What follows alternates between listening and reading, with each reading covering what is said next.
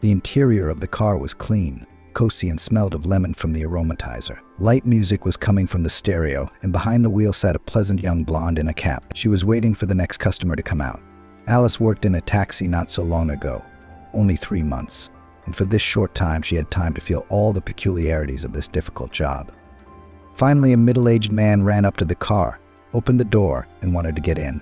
But when he saw Alice, he suddenly became indignant. "It's come to this.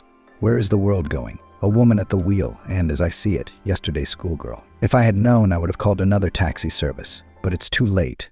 I have to catch my train in 10 minutes. Well, I'm imagining the journey." Alice had heard that many times before, especially from men, so she wasn't offended at all. She looked at her wristwatch and said cheerfully, "Good afternoon. It's 7:30. Shall we go? Time's up." The man grudgingly buckled himself in, and Alice confidently took off. At first, the passenger looked incredulously at the driver and at the road, as if calculating whether this girl would reach the station in time. But then he abruptly changed his opinion.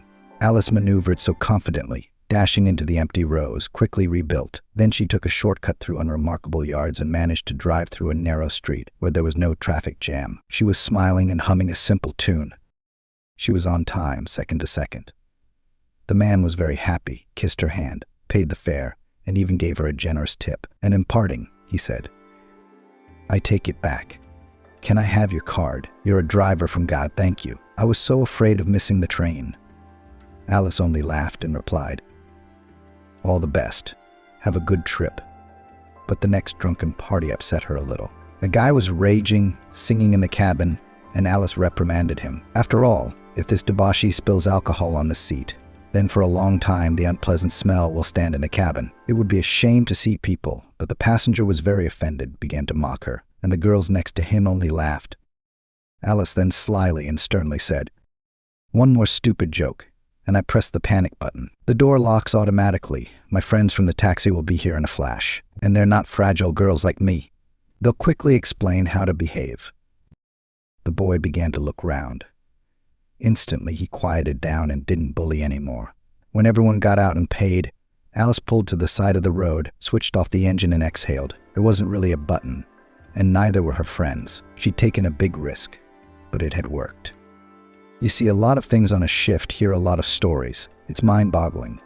Still, she liked the job, and it was not in her predicament to choose. Alice grew up in a small village. Mom worked as a shop assistant, Dad an engineer at the factory. Just a simple family. They lived poorly, but friendly. Alice adored her daddy. She ran to him with all her legs when he came home from work. He always brought her bunny presents, patiently listened to all her joys and sorrows, affectionately pressed to himself and called Ray. This period of her childhood the girl remembered as the happiest. But then everything changed dramatically. Dad loved winter fishing, and once fell through the ice, strong and long coughing, sick and stubbornly did not want to go to the doctor. Mom bought antibiotics and tried to treat him at home on her own. And when he became very bad and Mom called an ambulance, it was too late. He died 2 days later in hospital from pneumonia. This terrible grief shook the whole family. Alice withdrew, cried all the time, and desperately longed for her daddy. Mom also changed a lot. From grief, she became nervous and irritable. Money was not enough. A year later, she brought in her stepfather, Uncle Ashley. The opinion of a young daughter, of course, no one thought to even ask. Alice immediately disliked this unpleasant man, nor did he show any warm feelings for her. Very quickly got used to it, began to manage, command, and nag the girl. He also liked to drink on Fridays. In the evening, the same unpleasant mates came to him. They drank alcohol, shouted loudly, and watched football. Mom tried to make it stop, but it didn't. Uncle Ashley shoved her one day and said sternly, "If you mention it again, I'll leave. You'll have to raise your own. Who needs you with a trailer like that? Be glad you have a man now." Mom had completely given up. She got quiet, faded. It was like something inside her had broken. But she didn't chase stepdad away.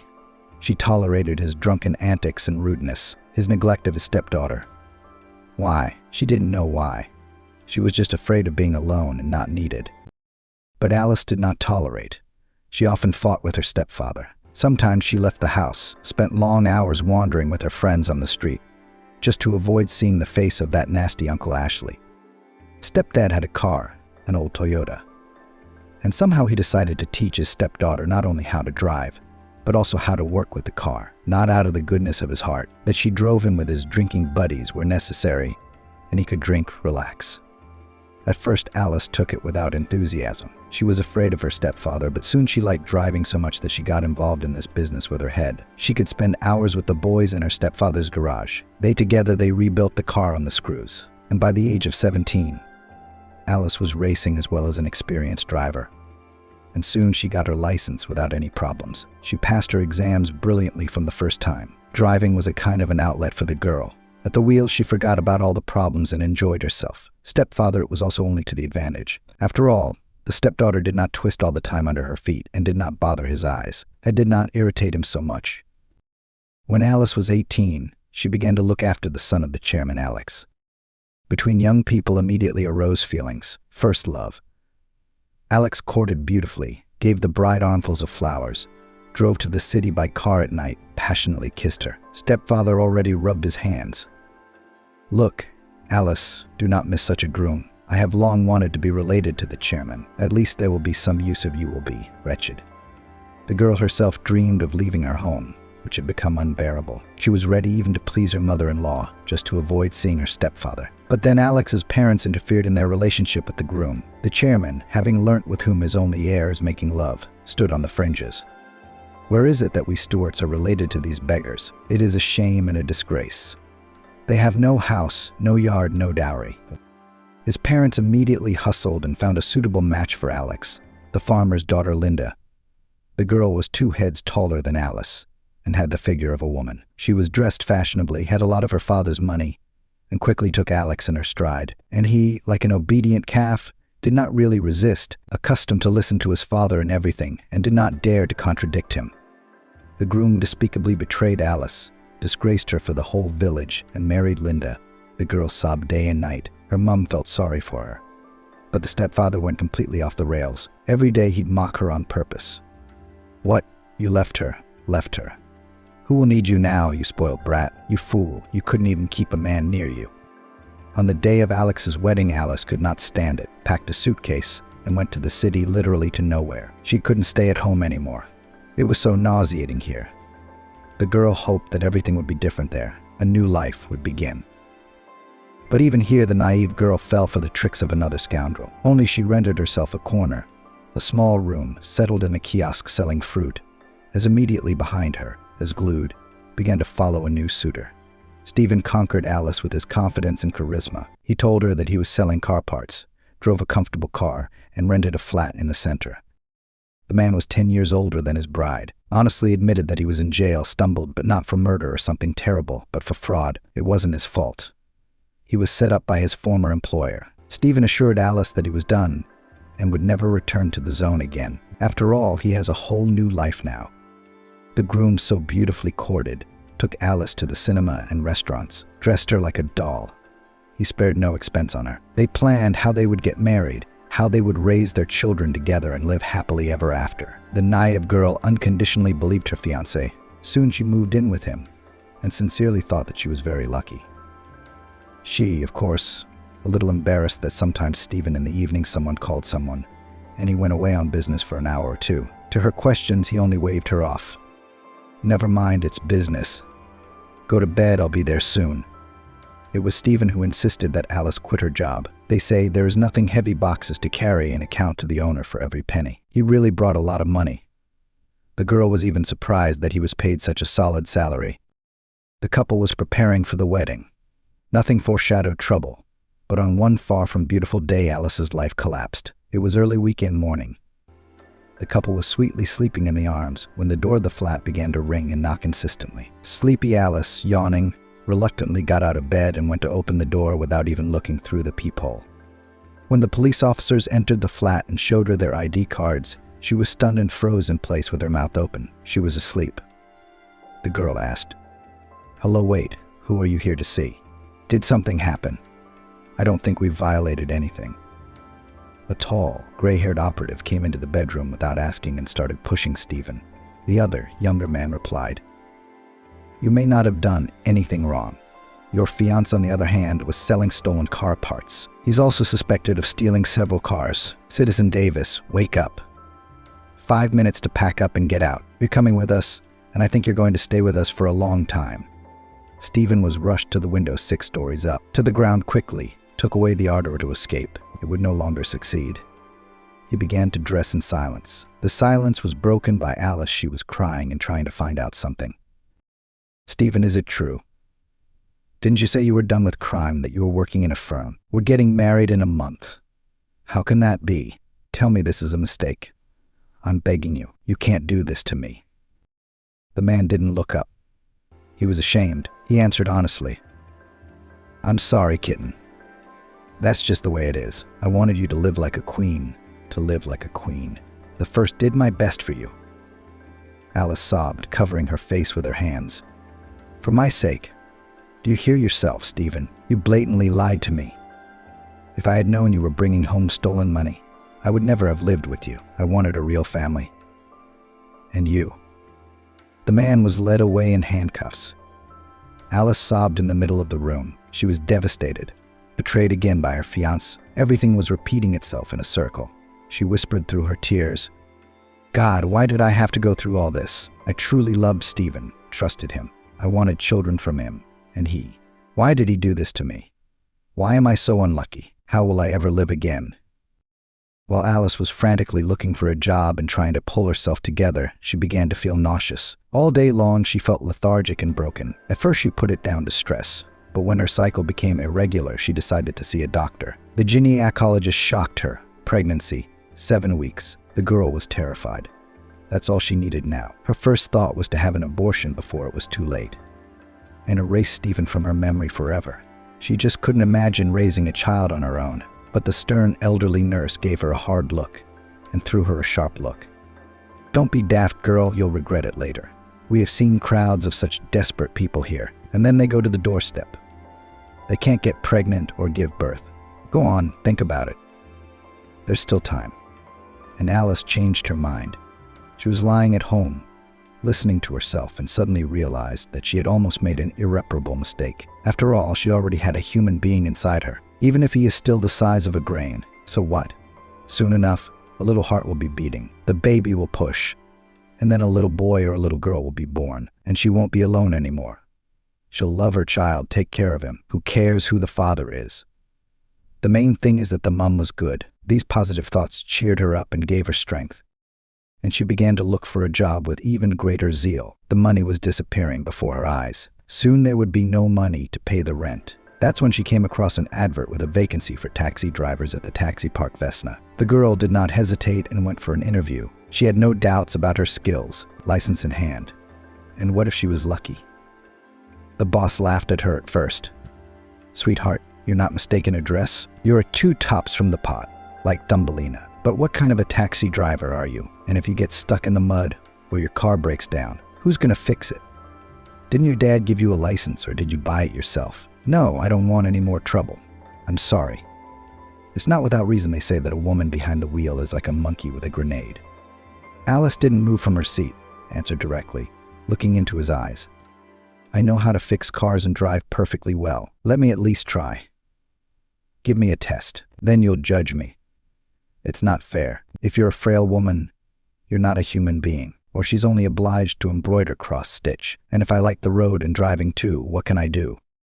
Mr. Oliver grinned and summoned the mechanic from the garage. Matthew, give the young lady a breakdown on that 7. Let her find the fault without any prompting and fix it herself, and we'll see what she can do. Think of something more complicated. The elderly mechanic fiddled in the dirty box for a long time. Then he came out and gestured to Alice. Here you go, young lady. Well, drive out of the garage and drive around the car park. Identify the breakdown and then fix it. If you manage to do all this, I'll believe that the driver. Alice got behind the wheel, drove out easily, took a ride. There was a distinctive knocking noise from behind. She listened for it. And when she stopped, she responded like this. It's all clear. The rear brake pads have worn off. Do you have new ones? She quickly jacked the car up on both sides, removed 2 wheels and changed the pads, put it all back together quick and easy. The man whistled. The girl wiped her hands clean of brake fluid and smiled proudly. Well, Did I pass the exam? I can rebuild an engine if I have to. Mr. Oliver shook her hand and said, "Convinced, I'll take it. Give me your papers, Alice, and let's go to registration. I hope I don't regret my decision." So Alice became a taxi driver. She kept silent about her pregnancy. Her belly would not be visible for a long time, and it is possible to save some money for childbirth and everything necessary for the baby. At first, her colleagues did not take her seriously, often joking, but the girl worked hard. The clients didn't complain, and over time, everyone fell silent. Accustomed to such a partner, girls. Today, Alice dressed up from the morning very carefully. She twisted her long wheat hair on curlers and arranged it in beautiful curls. She wore a beautiful cream-colored suit and slip-on shoes. She had a special order. The girl would drive the newlyweds on their wedding day in a spacious car. The wealthy bride demanded a limousine and a driver from the taxi company, necessarily a young girl in festive clothes. Such a whim. But it was only to Alice's advantage. She was going to earn a decent salary and perhaps tips, and she could use the extra money now. On the way, the girl got into a small traffic jam. She looked around bored and suddenly noticed a thin, poorly dressed grandfather trying unsuccessfully to get on the bus. The window of the car was open, and Alice could hear the dialogue between the grandfather and the driver very well. "Please, can I go to the end of the bus? I'm only 5 rubles short. I will take your route again tomorrow and return it. It's freezing outside. I want to get warm." The irritated driver only muttered, "Get out of here, old man. I won't let you in. If you don't have any money, then walk. Am I going to put mine down for you? Do I even need it?" Alice was so indignant, such disrespect to an old man. She couldn't stand it, stopped nearby and ran up to that very bus, handed the old man a note. "Here, please take this for the fare. I'm sorry I'm in a hurry. I'm in a great hurry to get to work. I would have driven you myself." And then she said reproachfully to the driver, "And you, man, should be ashamed. You should drive pensioners at a discount, not poke elderly people and be rude." She waved to the grandfather and ran to the car, and he shouted after her, "Thank you, honey. God bless you." Alice smiled and felt good that she had helped the man. She honorably fulfilled all her obligations on the delivery. First, she took the newlyweds together with their relatives to the registry office. Then she drove them around the city for a long time for photo shoots. The final point was an expensive restaurant. She was generously paid, and she wanted to go back to the taxi park. But the guests and hosts of the party asked her to stay. "Alice, our joy, where are you going? I come to our table. You are a dear guest for us. You'll eat, have a rest. You've been driving all day, and here you'll have a bit of fun. We'll pay for your time. Don't even worry." The girl hesitated briefly. It was uncomfortable to refuse, and she could use a little rest. She closed the limousine and was about to enter the restaurant when suddenly she saw a motorcade of jeeps. Apparently important guests, she thought. An elderly, intelligent man in a suit and an expensive jacket got out of the first car. His appearance seemed familiar to her. The girl looked closely. Oh my goodness, it was that poorly dressed thin old man to whom she had paid the fare today. But how could this be possible? What kind of reincarnation? Alice smiled at him and went over to say hello, but the old man raised an eyebrow in surprise and asked, "Why are you looking at me like that?" "Young lady, mistaken. It happens." Alice was embarrassed and did not argue. She only mumbled, "I'm sorry," and went inside the restaurant. She even felt a little offended. Why did her grandfather pretend not to recognize her? After all, she had genuinely helped him. The girl sat down at a table. A waiter immediately ran up to her and began to serve her politely. Everything was unusually tasty. Live music, fun. The girl looked at the young people and the guests out of idle interest. She liked the groom very much, such a nice, charming, and open guy. No bragging and boasting. But the bride Cassandra did not leave the best impression. Outwardly, she was impeccably beautiful, and the figure, and the dress, and the face insanely beautiful. But how arrogant and conceited she was. She acted haughty, cool, careless, looked down on everyone. She was always dissatisfied with something. She was capricious, like a spoilt brat. Alice listened to the conversation of the guests sitting next to her and learnt a lot of interesting things. It turns out that the elderly man in the Jeep, this is the native grandfather of the groom, a famous businessman, Peterson. He raised him himself. Alice was even more surprised. Why did he beg the driver to give him a lift on the bus if he himself drives a Jeep and has a business? Yes, the rich have their own quirks, Alice thought, and began to slowly get ready to leave. After all, she was a stranger at this party. She had a rest, and that was enough. It's time to leave. Alice went out of the restaurant, and then she was called by the same grandfather businessman. He took her aside and began to explain everything. "Wait, young lady. I need to talk to you. I'll introduce myself first. My name is Carl Peterson. I'm sorry, Alice, I had to pretend we were strangers in front of the guards and guests. In fact, I recognized you, of course. You must think I'm out of my mind, pretending to be poor and infirm, asking for a lift without money. No, that's just how I test my drivers sometimes. I am the owner of a transport company, and I make sure that my staff follow all the instructions and regulations I give them. I just recently gave an order to drive all pensioners at a discount or free of charge. But this cheapskate persistently did not take me, even though I lacked only a little for a ticket. At first I involved my employees from the department, but always the same report. Everything is in order. There are no violations. The anonymous letters are pouring in. People are complaining. So I decided to check everything personally. As a result of today's inspection, this driver has already been fired, and thank you for helping me out. It's obvious that you have a good heart." Alice shook her head and replied, "Well, it all makes sense to me now. Business is a complicated thing. That's your grandson getting married today, isn't it? Congratulations. I wish the young ones much happiness, and I wish you great grandchildren." Carl sighed and became sad. "Thank you, Alice, but if there were anything to congratulate, I raised my grandson myself. Kevin is a good boy. He graduated from university with honors and is actively involved in work. But I don't like his fiancée, Cassandra. She's already been married. Now she's got a grandson. She's soft, but I don't believe her. I know in my heart she's a phony. I tried to talk Kevin out of the wedding, but he wouldn't go through with it. He loves her more than life. Well, we'll see what happens. Alice, here's my card. In case you ever need help, don't hesitate to call. I'll help you in any way I can." Alice nodded, slipped the card into her pocket, said goodbye warmly to the businessman, and left for the taxi park. She had no idea that very soon that very business card would come in handy. One day the girl, as usual, was traveling around the city and dropping off clients. She was picking up 2 women in the evening near a shopping center. Suddenly she saw Cassandra at the entrance, the same bride at whose wedding she had been a cabbie. Cassandra was shamelessly and passionately kissing some mustachioed man. He was groping her unceremoniously. He was clearly not her husband. Both of them were in such a rage that they were completely oblivious to their surroundings. Alice was stunned. She felt so unpleasant and even resentful of Kevin. How could she cheat on her husband so shamelessly and brazenly? After all, it had only been a couple of weeks since the wedding. So Cassandra really doesn't love Kevin at all. Her clients came to the car, and she drove them to the address. The women were quite tipsy, laughing, wondering how such a young girl could work in a taxi. Alice answered them something, but her thoughts were far away. The girl was tormented by doubts. What to do? Call Carl and tell everything as it is, or stay out of other people's relationships? After all, in essence, it was none of her business. But on the other hand, Kevin had looked at his bride with such loving eyes at the wedding. It's clearly not a marriage of convenience. So he loves her. He doesn't know anything about it. And she's cheating on him. What if I'm prying into someone else's life for nothing? Then I'll be blamed for everything. All evening and night, Alice could not get out of her head that scene with Cassandra's treason. And in the morning, she made up her mind and dialed the businessman's number. She began to explain in confused tones. "Hello, Carl, it's your taxi driver, Alice, bothering you. Remember me?" The man perked up and replied, "Good morning. Alice, of course I remember you. What's wrong? Do you need any help?" The girl exhaled and made up her mind.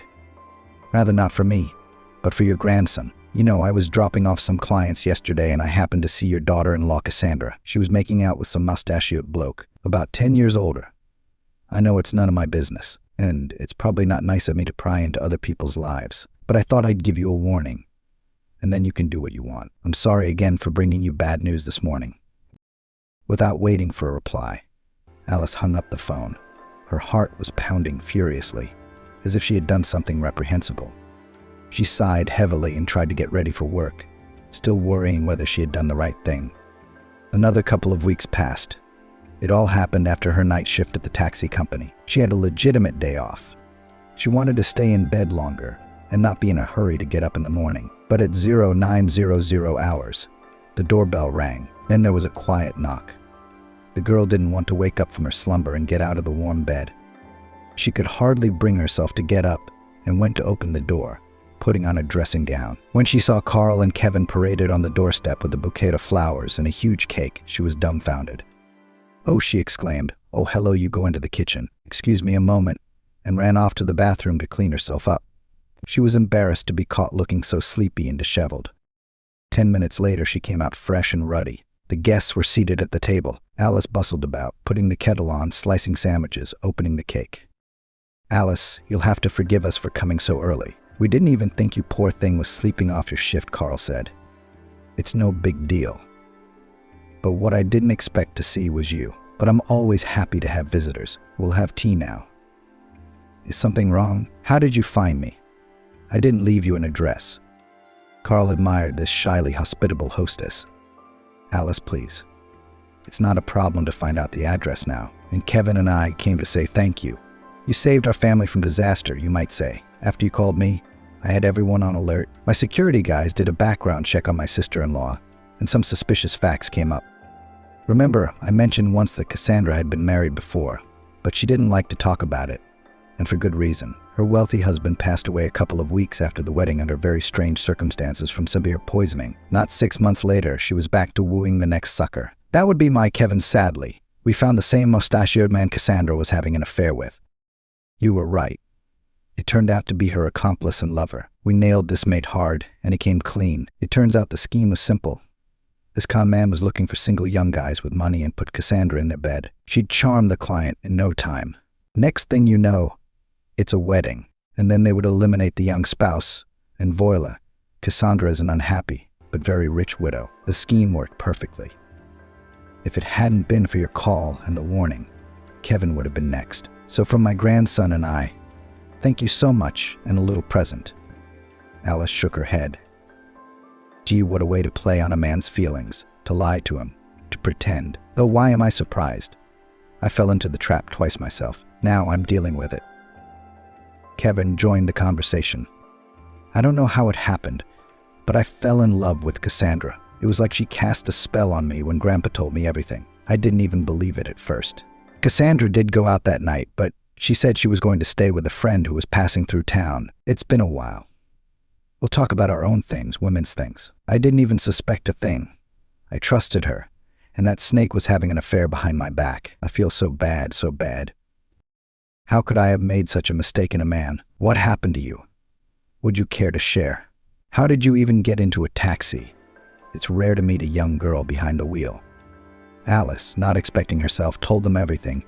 About her first love and betrayal of her fiancé, about her former partner, who had been in prison and was back there again, and about her pregnancy.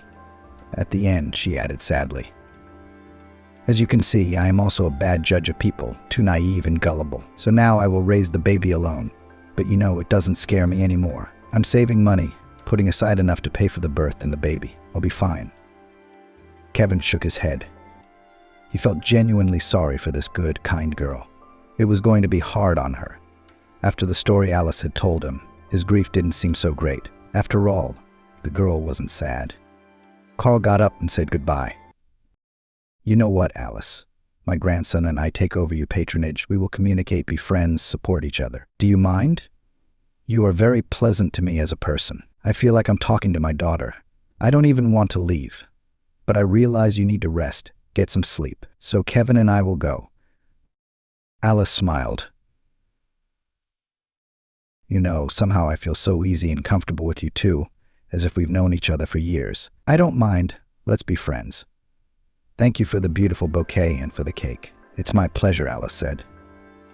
They said goodbye warmly and went their separate ways. Life went on as usual. Kevin kicked Cassandra out and divorced her. She was angry and resentful. She hated the taxi driver who had ruined all her plans and decided to take revenge on her at any cost so that she would always remember how to meddle in other people's lives. That day, Alice returned from the last order at the second hour of the night and did not take her car to the taxi park as usual. She had to go out again in the morning. She parked the car in the courtyard. It was always quiet and not crowded. The girl was very tired and, having taken a shower, immediately fell asleep. It seemed that she just closed her eyes and the alarm clock rang again. There was no strength to get up at all. Some anger and fatigue came on. Alice thought, "God, well, when will I rest normally? What kind of life is this?" Everything on the fly, on the run, and the baby will be born. Again, not to rest will be sleepless nights and nappies. It's like a total hopelessness. No one to lean on, no one to cry to.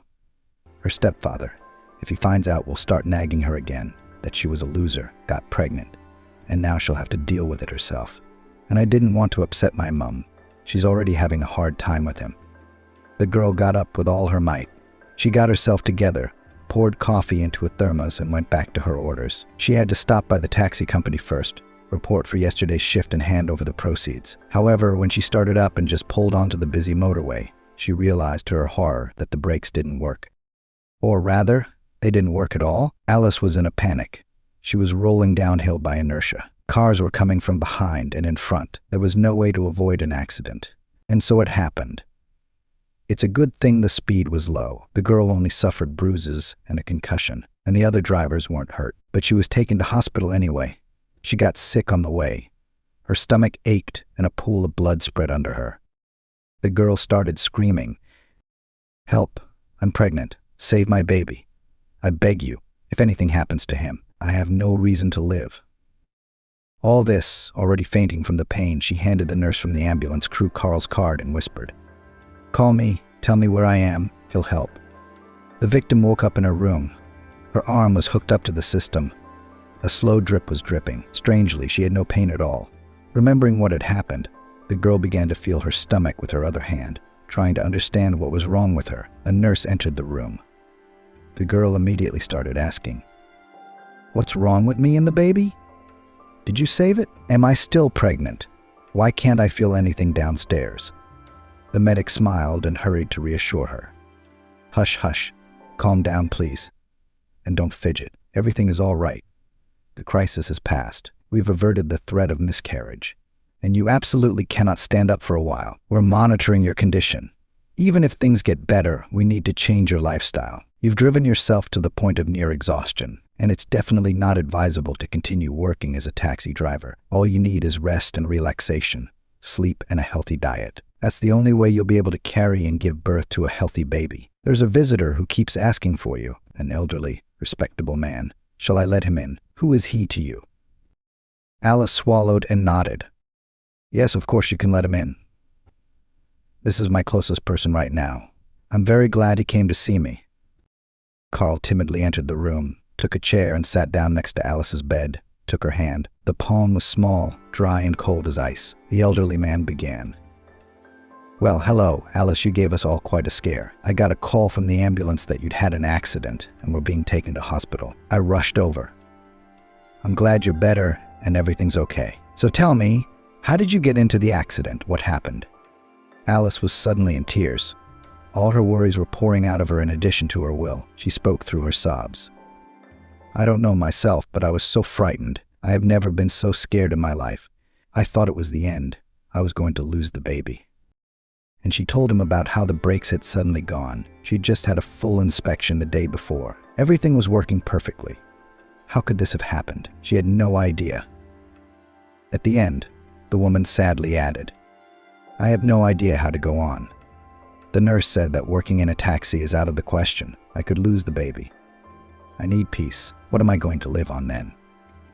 I don't know what happened to my car. The owner will probably put me on the hook for all the restoration costs. But I swear I checked everything the day before. The brakes were working. I'd never risk going on a shift in a broken down car. How am I going to prove it now? All in all, it's hopeless everywhere. I'm sorry I got on your nerves. You have your own life, your own problems. And here I am with my own worries."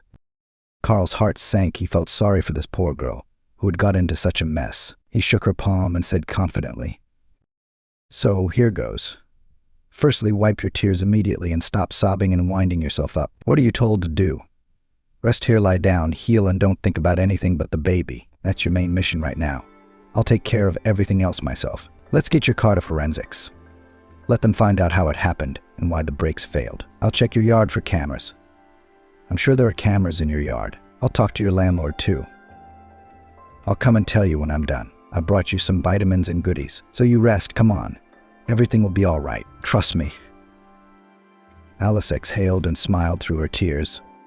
"Thank you so much, Carl. You are simply my savior. You're the only person who cares about me. Even my stepdad never cared like that, except Daddy. But he died a long time ago, and no one else wants me. Carl winked at her. You're old enough to be my granddaughter. You and Kevin are almost the same age. How could I leave my kid in the lurch? All right, I'm off. I'll see you later. If you need any medicine, call me immediately.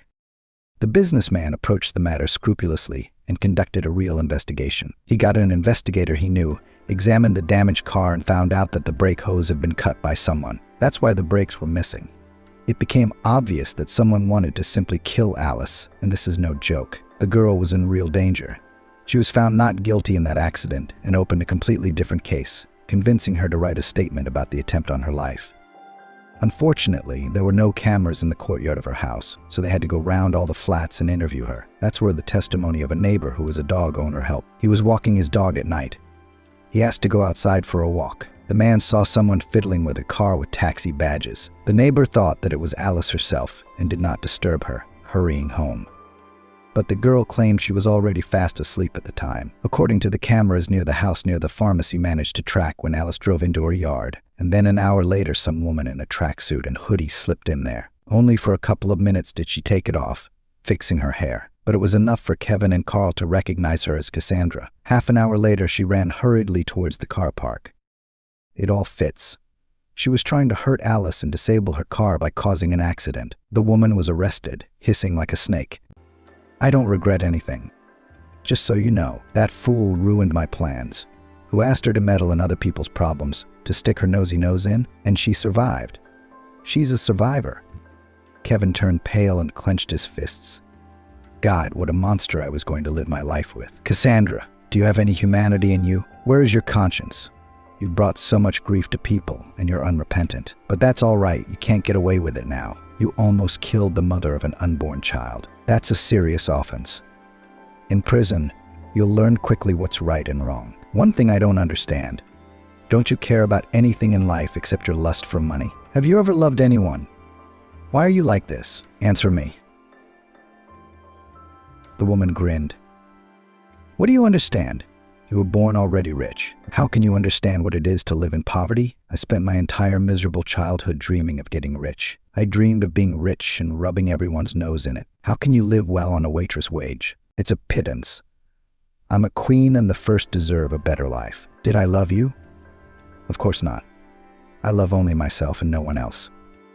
Cassandra received the punishment she deserved for all she had done. The investigator brought up all the circumstances of her first spouse's death. Another case was opened on 2 counts at once, and her mustachioed lover this time did not go unpunished.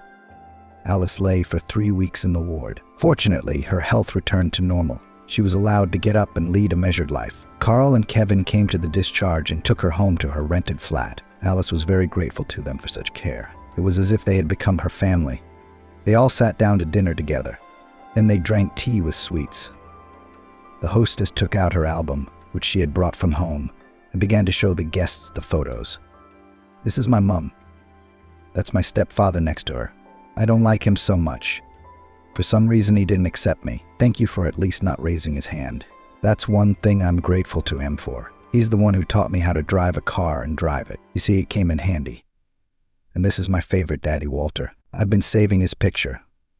I remember how much he loved me, how he held me close, how he called me doll and bunny. It's a shame he died so young. I still miss him. That's my daddy holding me in his arms. That's him as a little boy. It's an old photo, black and white. I don't give it to anyone, and I keep it. He looks so funny, his ears sticking out and his bonnet up. Carl clutched at his heart. He stared at the pictures for a long time, especially the one of Walter as a child, and then he began to faint. God, this is unbelievable. But Walter is my son. I have that same picture at home too. So you're my own granddaughter, Alice, you know, and Kevin is your paternal brother. I can't believe it. But how? There's no such coincidence. Kevin was also clapping his eyes and didn't understand anything. How could it be so? The elderly businessman began to tell the story of his youth. My wife, Veronica, and I raised our only son in love and care. He knew no denial of anything, studied at the best school. Then at university, he was attracted to girls early on. Changed girlfriends often. He was a real heartbreaker. And every time he told us that this was the love of his life. One day he brought home Megan, a nice, modest, pretty girl from a simple family.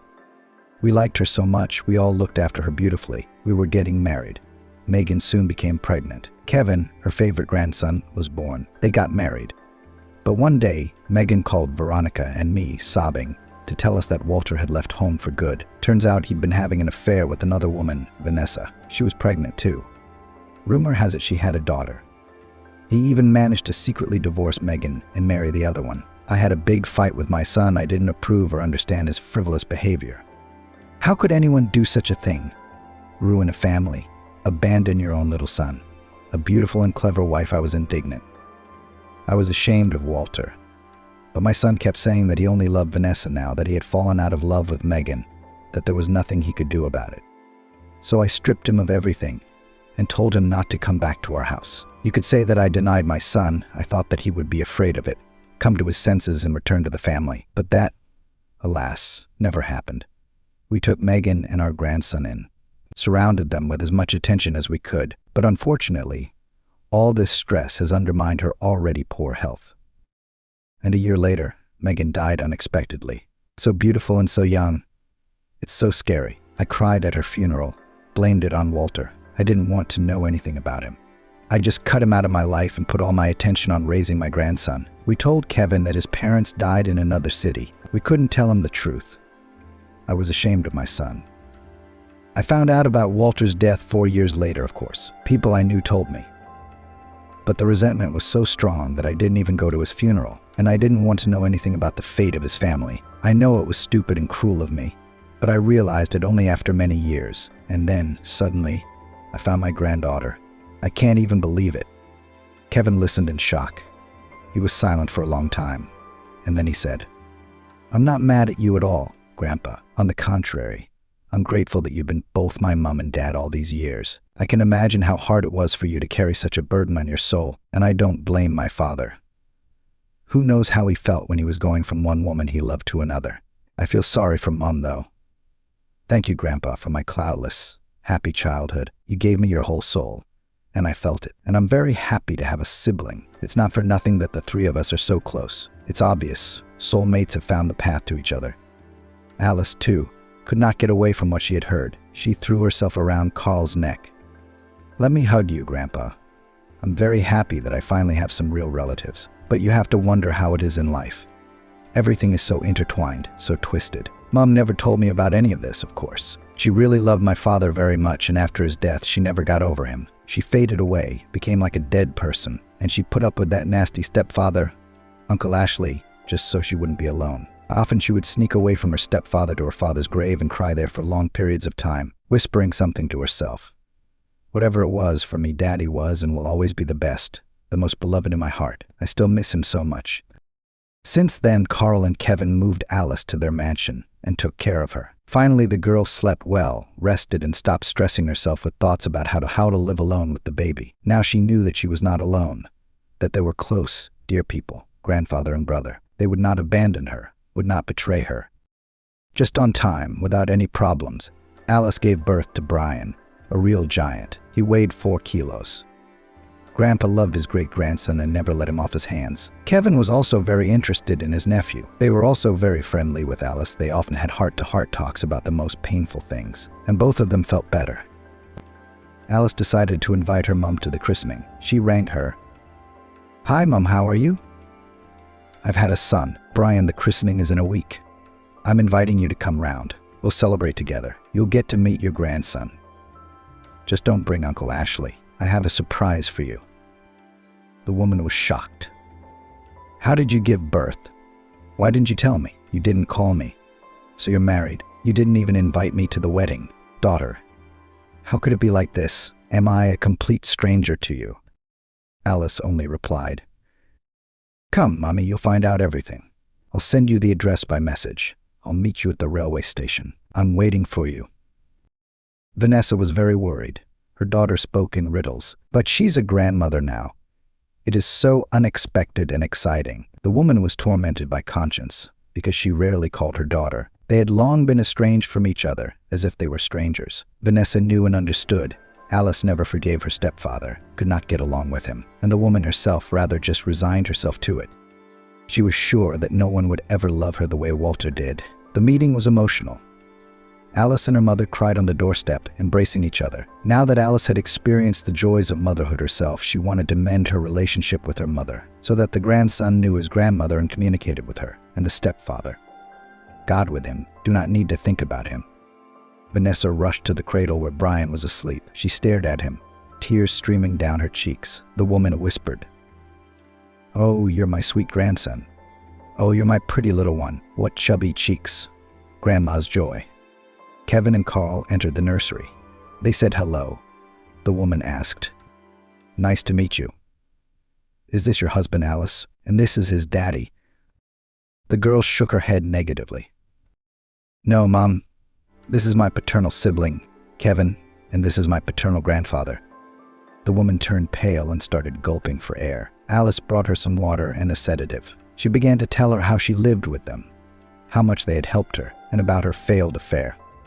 Vanessa only shook her head and kept squinting at the elderly businessman. Then she asked quietly, "You must hate me, don't you? I'm the one who's separated, and you're right. You are. In my defense, I can only say one thing. I loved Walter so deeply and truly that I would have done anything to stay with him. And he worshipped Alice. He couldn't let her out of his arms. We were happier than anyone in the world, and we didn't need big money or fancy cars. We had our own world, just the two of us. And when Walter died, my life stopped, ended in an instant. All these years I haven't lived, I've existed. I brought Ashley to the house more out of desperation than anything else. I was afraid to be alone. I didn't think I could handle Alice on my own, and then I just accepted it. My daughter asked me many times to leave her stepfather, but I couldn't hear her. It was like I was deaf. I regret it now. Alice and I became estranged over this. It's as if a wall of offense and misunderstanding has grown between us. I'd really like to change that." Carl sighed. "It's hard. What's the point of dredging up the past? You can't undo it anyway. You can't get Walter and Megan back. I'm glad I found my granddaughter. Now I'm happy to take care of my great-grandchildren. You're her mom, so you're part of our family. So let's learn to live in a new way of love and trust. Welcome to our home." They talked for a long time over dinner and reminisced, then took turns entertaining Brian. And for the first time in many years after the death of her beloved husband, Vanessa felt so good and light at heart, even seemed to breathe easier. She didn't blame her daughter for her failed romance. The girl made a mistake. Who knows who? But she saw how happy Alice was with her son, her grandfather and brother. Her eyes were shining. Carl helped Alice to enter the university by correspondence and began to gradually dedicate her to his transport business. It was now their joint family business. Brian was growing up, much to the delight of the family. Alice over the years became a company director on a par with Kevin. They were comfortable working together. Kevin had long ago met a good simple girl, Catherine, married and raised a daughter. But Alice, after 2 betrayals, could not get close to anyone else. She did not trust men. She was afraid that again she would be offended and betrayed. But her grandfather helped her here too. He had long ago noticed how one of his companions, Thomas, looked at her. He could see from the outside that he liked Alice very much, but go to get close to her, he did not dare. After all, the company all knew that Alice suppresses all attempts of courtship. She for eyes even nicknamed the Snow Queen. So Carl decided to bring the couple together. He had long known Thomas as a decent and honest man. He was not a womanizer, a widower, also raising his daughter alone. At first he'd asked Alice to look after little Annie a couple of times, sort of casually. And when he saw that the children got along and so did Alice and the girl, he skillfully introduced Thomas and Alice. They became friends at first. They had a lot of common themes. The children were the same age, and then feelings arose between them. It was not passion, not a passionate, hot romance, but a deep sense of respect, loyalty, and true love. Grandpa was rubbing his hands together, seeing that his grandson and granddaughter were now happy, had their own families, and were doing well. Vanessa had long since separated from Ashley's flatmate and now often came to visit her daughter and grandson. She realized that this was her real family. She started taking Brian to her house for the summer. It became her outlet to spend time with her grandson. It was like she was getting younger herself. One day, Alice and her husband Thomas went to pick up their son from his grandmother from the village. From afar, they saw their son. He was playing fun with the boys in chase. Seeing his parents, Brian rushed to them with all his legs, hugging and caressing them. He missed them so much. Not far away at a courtyard at table, some local regulars were drinking. On the table, the usual picture: tinned food, simple snacks, and glasses with murky liquid. Suddenly, one of them got distracted from the process and looked at the newcomers in an expensive car. The woman with the child seemed so familiar to him, and when Vanessa approached them, the man suddenly got up from the table and, staggering, went to the carriageway, came close to Alice and said, "Alice, are you? Wow, I hardly recognized you. What a beauty. Is this your son and husband?" The astonished Alice muttered, "Alex Stewart. Is that you? I certainly never would have known. Why are you drinking in broad daylight? Doesn't your wife scold you?" The man only waved his hand. "I don't have a wife and family anymore. I was a fool to leave you then. I still regret it to this day. Linda never loved me. They sucked all the money out of me and screwed my family. My father went to jail, they sold the house, and my mother died of grief. Her heart couldn't take it. And that bitch went abroad a long time ago and lives happily on my money. So now I'm a pauper. So I drink with grief. What else is left? And you're good. You've made it to the top. You haven't broken down." Alice grinned bitterly. "Yes, I didn't break down. My teachers were good. They taught me how to survive. I'm sorry I have to go. My family is waiting." Thomas hugged Alice, took his son's hand, and they walked to Vanessa's yard. The woman whispered to Alice, "Oh, I didn't tell you that Linda's got everyone in the world. Alex is a drunk. He often knocks on my door, crying. What a fool he was. He kept asking about you. He said he couldn't forget. I didn't tell him anything about you." Alice smiled, and it was right not to tell him. "I've been happy with Thomas and our son for a long time, and I don't need anyone else. And I have forgiven the traitors long ago. Fate punishes them. It's over." Alex returned to his company, had half a glass without a snack, and then grabbed his head and just howled from longing and hopelessness. How he regretted that he had lost his first love. He'd traded her for money. He should have listened to his parents. No one else had ever loved him like Alice. He bit his elbows, pounded his fist on the table, but he realized that nothing could be undone. Alice and her husband sat at her mother's house, drinking tea with fragrant jam. The washed son was dozing on her shoulder, and on the other side her husband tenderly embraced her, and she felt herself the happiest mom, wife, sister, and daughter on earth. Taylor wandered through the streets of the small, dusty town. Provincial Sunset City greeted the man with marvelous weather. Warm, but not an exhausting heat wave like Los Angeles. The sky was slightly overcast, and there was a pleasant freshness in the air. The man is here on a business trip.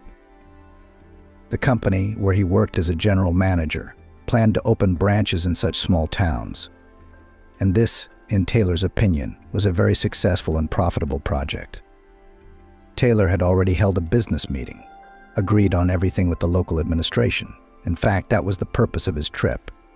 And now he was walking back to the hotel. No, Taylor, of course, was offered transportation and local cab drivers. The man himself decided to walk around the city. He wanted to walk through these narrow streets to see how the people lived here. The city reminded the man of Cedar Rapids, the place where he had been born and raised. In such small communities, of course, there is little for young people to do. There is nowhere to go to study after school, no clubs and sections. But it is a pleasure to raise children in such towns. Everyone knows each other. A first grader is not afraid to let go to school alone. The distance is minimal. There is no need to stand in traffic jams at 8 a.m. to take your child, for example, to a doctor's appointment. And the children for themselves, local streets, abandoned wastelands. A perfect arena for all kinds of games: hide and seek, catch up. Taylor even smiled, remembering his own childhood. Just then, a group of boys about 8 or 10 years old, tanned, in shorts and sandals, slightly disheveled, thin, impetuous, rushed past him. These guys were obviously playing some kind of their own, very interesting game. The motley crowd swept down the street and disappeared around the corner. Taylor looked at them with a smile. He and his son used to run around with friends like this all day long. Summer vacation was the happiest, most carefree time. You run around, you jump around. Then you fly home, run to the 5th, the very last floor, and open the door with your key, which at that time all children had on a string around their necks. And there's a smiling, kind grandmother the heady aroma of jam pies and a cat and old, fat, cheeky, but so beloved gray Christopher. Taylor couldn't hold back a smile. He felt good with his grandmother, cozy, calm, nourished. She had in fact raised him. In Taylor's childhood, his mother did not appear often, and it was always a bright event for him. Mom usually came unexpectedly, all dressed up. According to his grandmother, beautiful, young, stylishly dressed, skillfully made up. She wasn't like the mothers of Taylor's friends. Those were ordinary housewives in bathrobes, and Taylor's mom looked like a TV star and acted like one. Taylor was proud that he had her so special. His grandmother said that his mom had a lot of work, and she worked as a journalist in New York City, writing stories for the newspaper and radio hosts. She also works part-time as a freelance reporter for a beauty magazine. Mom often told about her work to her grandmother, Taylor, friends who sometimes, having learned about the arrival of his mother, came to visit her. As a boy, Taylor listened to these stories.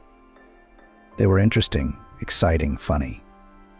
Mom seemed to the boy as the heroine of a bright movie. He looked at her as a deity. His mother always came from New York with gifts. She'd pull out an interesting toy from her suitcase. Yes, the kind that in Cedar Rapids, where Taylor's childhood passed, has never been. He'd give him a stylish suit or sneakers. And once when he was very young, his mother bought him a Walkman and a set of cassettes. Even high school students were jealous of Taylor, offering him money for the player and asking him to listen to it. The boy felt like a king. Taylor adored his mother. Her appearance in his and his grandmother's apartment made him the happiest man on earth. And it wasn't just the presents, of course. True, his mother always appeared for a short time, a couple of nights at most, and then returned to her bright, busy life in New York. And there was no place for her son in that life. Taylor realized that later when he was a little older. Taylor clearly remembered how his neighbor Mrs. Collins sighed once, looking at him, and said something like, "Poor boy," like a round orphan with a living mother. And then there was that conversation Taylor had overheard between his grandmother and her friend. Taylor had gotten home early from school that day, opened the door with his key, and overheard the whole thing. Grandma was sitting with her neighbor in the kitchen. The older women were drinking tea and discussing him, Taylor and his mom. It was the neighbor who had said many unkind things about Mom, that she had a lot of suitors in New York. That's why the woman does not pay attention to her son, gives little money for his maintenance. And all that cares about the boy, she transferred to his grandmother with peace of mind. And she herself lives at her own pleasure. The grandmother seemed to have nothing to object. She tried her best to protect her daughter, talked about the difficult life of a single mother, assured that she worked so hard only for the sake of her son. But all her arguments broke down on the arguments of the neighbor, and Taylor then realized the grandmother herself did not believe her own words, that her daughter simply had no choice. Since then, Taylor had come to realize that his mom wasn't a perfect woman or a superhero. And it hurt a lot. The grandmother gave her only grandson all her care, love, attention. But as the boy grew older, it was his mother who was missing more and more often. There was nothing to say about his father. Taylor did not know him at all. But Mom is young and energetic, modern. She was never there for him in times of need. Never. Taylor caught pneumonia and almost died in the hospital. Never. It was time for the kid to decide on a career. Grandma was always there for him, just Grandma. So soft, cozy, kind. But the mother appeared only sporadically and did not particularly seek to get into the problems and affairs of a growing son. Since the age of 12, Taylor clearly saw her indifference to himself. His mother came to him and his grandmother as if only to serve a heavy duty, to put a check mark in the list of urgent tasks opposite the item communication with his son. Gradually, Taylor began to feel something of a dislike for his parent. When she visited, Taylor would try to go to a friend's house or lock himself in his room. But he couldn't stand his mother's visits anymore. He couldn't stand it. It was hard on him. Taylor, walking past the ice cream parlor, suddenly remembered how his grandmother used to take him to the same cafe every morning on his birthday, and let him order whatever he wanted: soda, ice cream, chocolate. And then for lunch, Grandma would bake a delicious cake, pull out cans of compote from the pantry, and call the neighborhood boys to the table. Mother was never present at these celebrations. She usually arrived a couple of weeks later. With gifts, of course, she congratulated her son and hurried back to her beautiful life, as it seemed to Taylor at the time. Only once did he and his grandmother visit his mother in New York City by themselves. The huge city at first a little frightened Taylor, but soon the boy fell in love with it. There was so much here: a zoo, a huge amusement park, not like in their Chicago wide streets, fountains. The cars were huge, bright, beautiful. Mom lived in a small rented apartment. One room, but spacious, bright, clean. Taylor loved the view from the balcony: high-rise buildings, roads, motley crowds of people streaming through the streets. You could look at it forever. Taylor often asked his grandmother later, when are they going to visit Mom again? He was so excited to see New York City again. Secretly, the boy dreamed that his mother would someday take him to live with her. But for some reason, his grandmother avoided answering. And one day she irritably shouted at her grandson, "When shall we go? When will we go?" "Never. Your mother doesn't have time. She has a private life there. Why should we meddle in it?" That's how Taylor knew her grandmother wasn't happy with her daughter's behavior either. Yes, she defends her to the neighbors, but Grandma still seems to be hurt and resentful. By the time it was time for Taylor to go to university, he almost hated his mother for her indifference, for her inattention, for always putting her work and her fans ahead of her son and mother. He chose the local university, easily entered the prestigious law department. Neighbors were surprised, thought that Taylor should go to New York, closer to his mother, to enter the Metropolitan University. But at that age, Taylor wanted nothing to do with the woman who gave birth to him. He didn't like her. And the guy was very worried about his grandmother. She was already very old, her heart often seized. Taylor stayed with her to keep an eye on his family. And in his third year, he had his first love. And it was the kind of love that blew his mind. Before Taylor first saw Melanie, he had no idea that he was capable of such feelings. At that time, the guy met with a former classmate, Sharon, went with her to the movies, to dance at the local waterfront, walked by the hand. Everything was orderly, peaceful, exemplary. Sharon was a nice, pretty girl. Sensitive, not stupid. She made Taylor feel at ease, but nothing more. Melanie was a real passion. And then they found out they had a lot in common. A slender girl with long hair the color of melted chocolate and bright black eyes, Taylor noticed at once. She was sitting on a bench in the courtyard of the university. This brightly colored beauty immediately caught the guy's eye. He sat at a distance, pretending that he was deep into his notes, but he secretly watched the beautiful stranger. Once the girl intercepted his gaze, Taylor was embarrassed. But the stranger apparently recognized the feelings of the guy and smiled at him. And that was it Taylor realized that he was missing. The girl gracefully slipped off the bench and approached him. She smiled again. Anyway, Taylor never made it back to his classes that day. He and Melanie, that was the name of the beautiful stranger, went wandering around the city. Taylor felt happy and free then. He put his arms around Melanie's waist, kissing her in front of everyone. The girl liked it all, which made the guy's head spin. He never once thought about Sharon during that walk. Then, of course, he had to explain himself to his friend. Sharon cried, begged him to stay. It seemed that she really loved Taylor, but he was already irresistibly attracted to Melanie. Bold, beautiful, a little willful. Melanie came from a so-called dysfunctional family. She and her mother and younger brothers lived on the outskirts of the city, in one of the poorest neighborhoods in Detroit. Melanie's mother drank, changed suitors like gloves.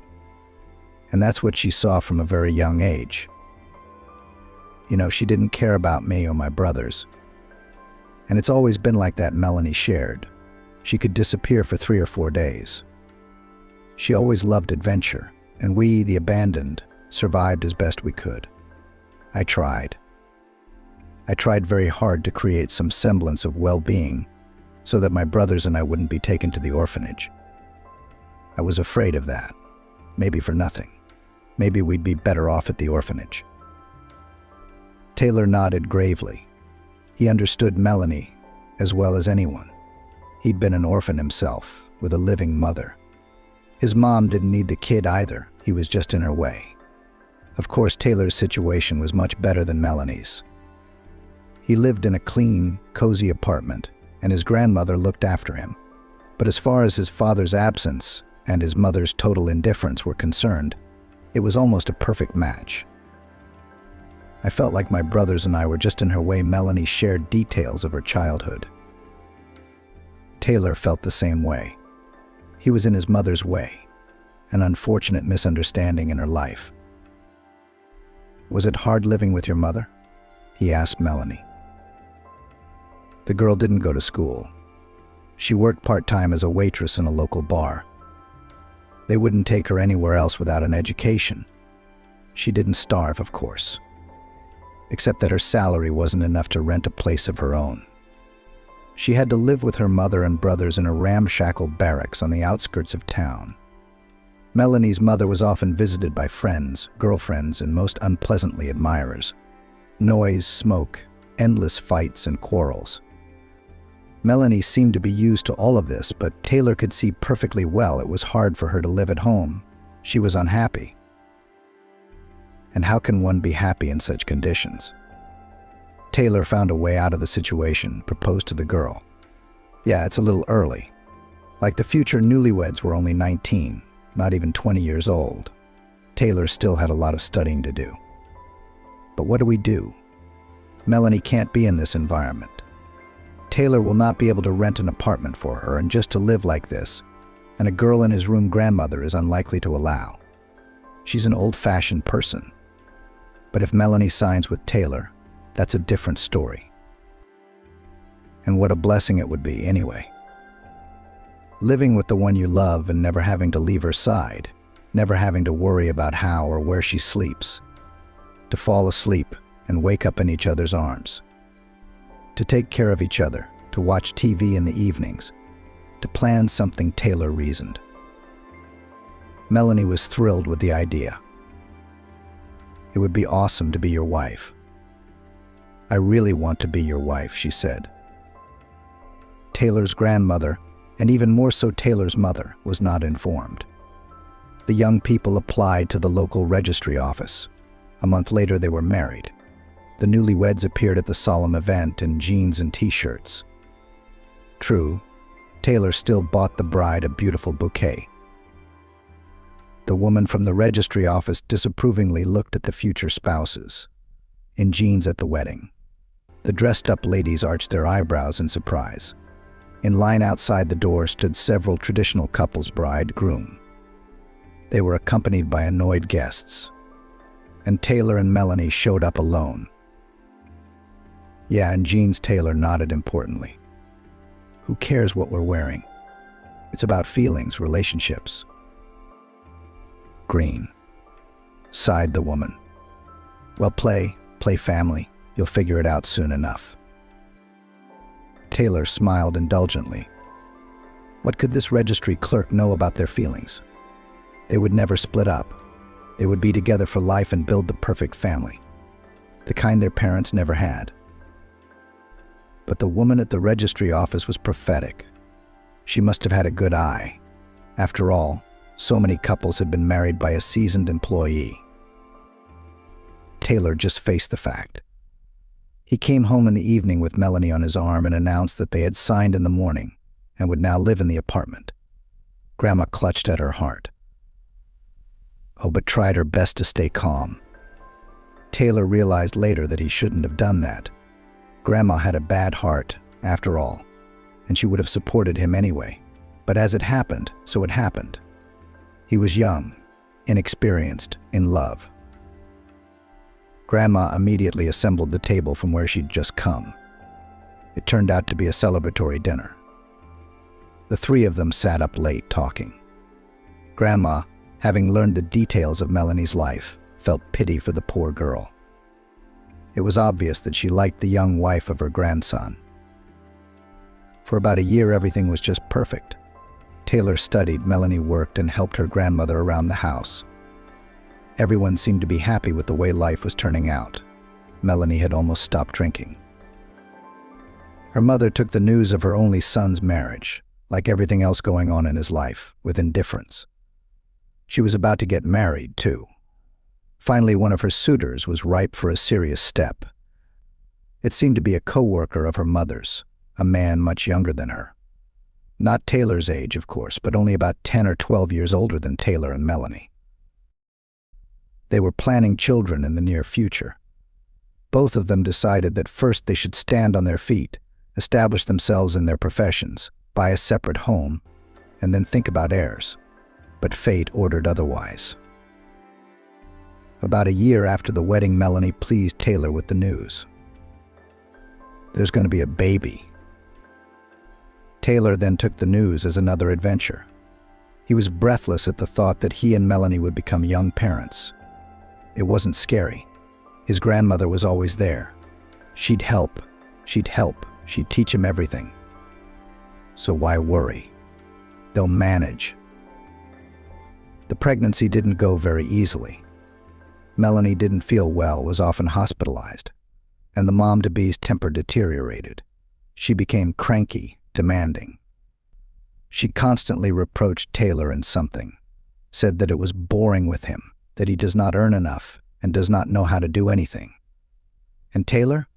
He suddenly began to realize that his feelings for Melanie were somehow cooling down. His heart no longer beat in the same rhythm when he saw her, and his wife's smile didn't bring the joy it used to. Taylor looked at Melanie with different eyes now. He didn't see a forward-thinking girl, but a person with a lot of bad habits, not the same old bold beauty. Grandmother seemed to notice the cooling of feelings between the young couple. She tried to fix something, talked a lot with Taylor, explaining that pregnancy often becomes a test for both husband and wife. The guy seemed to understand the grandmother and agreed with her, but could not help himself. And Melanie acted as if Taylor was suddenly disgusted with her.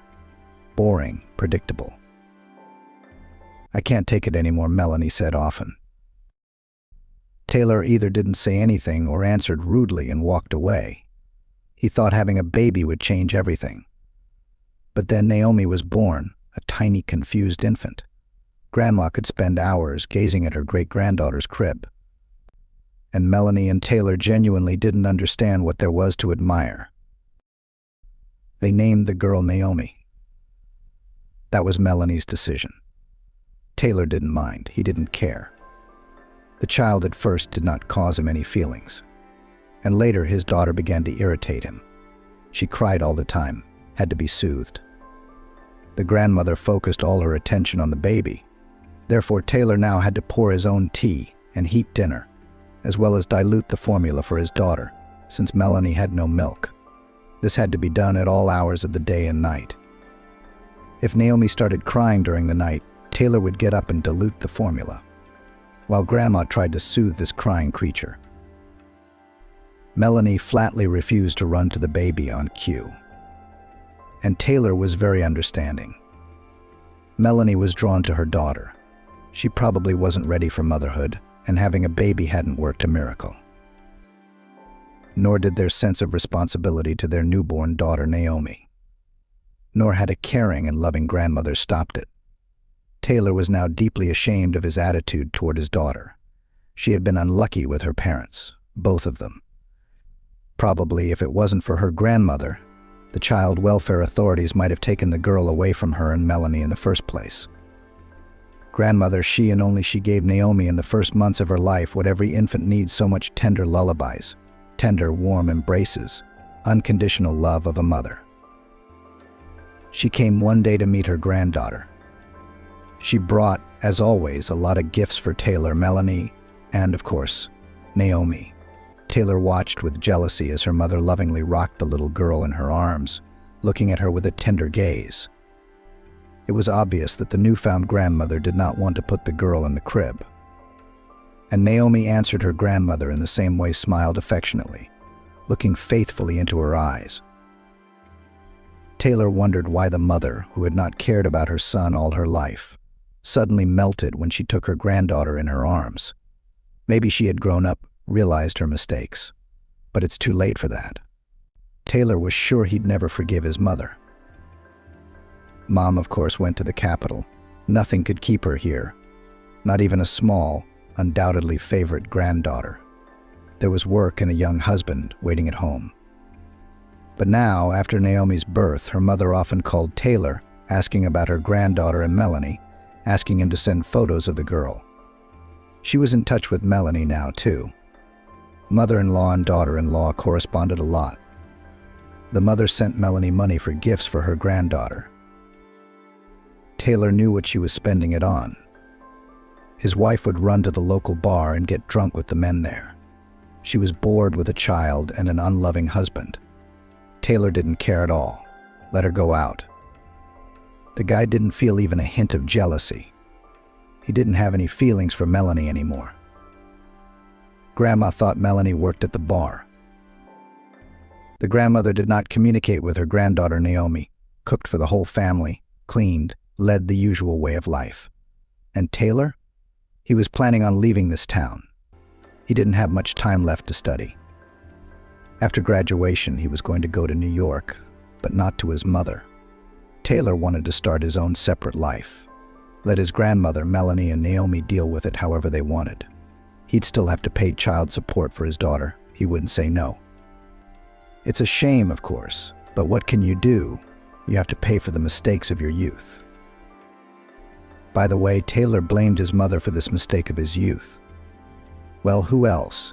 He was only drawn to Melanie so strongly because they had a lot in common. The mother didn't care about her daughter either. If it weren't for that fact, Taylor wouldn't be in such a hurry to make a big decision. But nothing. Life doesn't end here. Everything is still ahead. True, everything turned out not quite as planned. Fate, it seems, had its own plans for all the participants in this story. One very ordinary autumn morning suddenly did not become a grandmother the closest and dearest person for Taylor. As later said the doctor who arrived at the scene of the tragedy, the old woman did not even have time to notice how she died. She was preparing breakfast in the kitchen, felt dizzy, sat down at the table, and that was it. That's how Melanie found her sitting, leaning back in her chair. Taylor was taking the loss hard. He had fond memories of his grandmother. Melanie looked frightened in general. She kept saying, "What are we going to do without her? What are we going to do now? What are we going to do about Naomi?" A figure skater, Taylor was ready to hit his spouse for all these questions. Melanie saw her grandmother as a helper, a servant, a protector. All she cared about was how they would cope without her grandmother in the household. Of course, her mother arrived with her Liam. He was a good man. He took care of all the funeral and wake issues, organized the farewell. And still Taylor felt dislike for the man. Naomi was the center of attention of her mother Sharon. She hugged the girl, carried her in her arms, and sang songs to her. Taylor could see that the mother was having a hard time, a very hard time. She was genuinely trying to connect with him. As his father's only son, Taylor wasn't going to connect with her. Now that his grandmother was dead, there was nothing keeping him here. The boy dreamed of leaving, starting a new life, leaving the past behind and never remembering it again. To become a completely different person, strong, successful, wealthy. Sharon stayed with her young parents and granddaughter and took an extended leave of absence from work after the funeral. Liam flew to New York.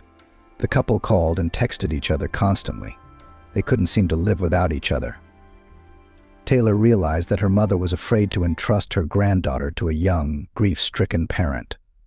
She probably saw her son's indifference to Naomi and Melanie's behavior.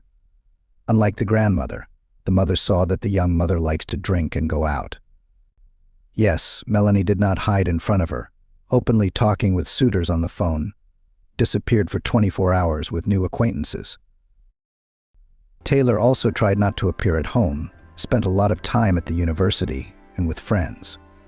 One day his mother gathered all the adults living in the once cozy, but now orphaned apartment for a serious conversation. They sat around the table in the kitchen. Little Naomi was sleeping peacefully in her crib in the bedroom. "I've been living here with you and I've realized a lot of things," her mother began. Melanie tensed and Taylor took on an indifferent look. Was she really going to tell them how to live their lives now? Then Taylor would enjoy reminding her mother of her own behavior. "I have no right to judge you," the woman continued. "I've made a lot of mistakes myself, but it's the child who suffers. She is fragile, defenseless, vulnerable. The girl needs someone significant, responsible, an adult by her side. She's almost a year old. She can't even stand on her feet yet. She needs to be practiced, taken to doctors. She needs help. Can you give her all that right now?" Taylor shook his head no. Handle an infant? It seemed impossible to him then, because Taylor was planning to move to the capital and start a new life. "We can't," Melanie replied. "We can't take care of her right now. We're getting a divorce." Taylor looked at his wife in surprise. No, he was not against it. He was in favor of it. But it was just that they hadn't talked about divorce before. "Really?" the mother asked. Taylor nodded affirmatively. "Well, that's not surprising. You two are living like complete strangers. I've noticed that, of course. Anyway, I have a proposition for you, even Melanie, probably more for you. Don't say no right away. Think it over. Liam and I are going to take Naomi with us. I'll take care of her. I'll take care of her, her development, her medical appointments, her nursing. All you need is a power of attorney for the baby. You each have your own separate lives, studying, working, looking for your soul mates. Each of you can see the girl whenever you want. My and Liam's house is open to you at any time. So when you're back on your feet, will you pick Naomi up when you're ready? Think about it. Consult." "What's there to think about?" Melanie's eyes lit up with joy. "That's a great offer. I'm definitely in. I have just now and work options appear, and kind of a serious relationship is planned." "That's good," smiled Mother. "What do you think?" She looked at Taylor. "I think it's a good idea," the young father nodded. Taylor felt uncomfortable. It seemed to him that his mother was trying to compensate for her failure as a mother. She hadn't raised her son. Now she wanted to go down that road with her granddaughter. On the other hand, what does he care what the mother's motives are? She's taking Naomi and saving her and Melanie a lot of trouble. So you should be happy, not brooding. Especially soon Taylor will leave here and forget this whole story like a bad dream. It didn't go away, of course. Taylor, as he planned, moved to New York after his studies, got a job, rented an apartment. He studied a lot and worked hard, made his way in this life with elbows and teeth. With women, Taylor was now careful, did not allow serious relationships, and even more so the appearance of new children. Then it seemed to him that the worst thing that could happen to him, the birth of a new random baby. So a significant part of his salary went to alimony to a complete stranger and unloved daughter. And if another child comes along, then what is there to live on? About the fate of Melanie, Taylor knew only from the words of his mother.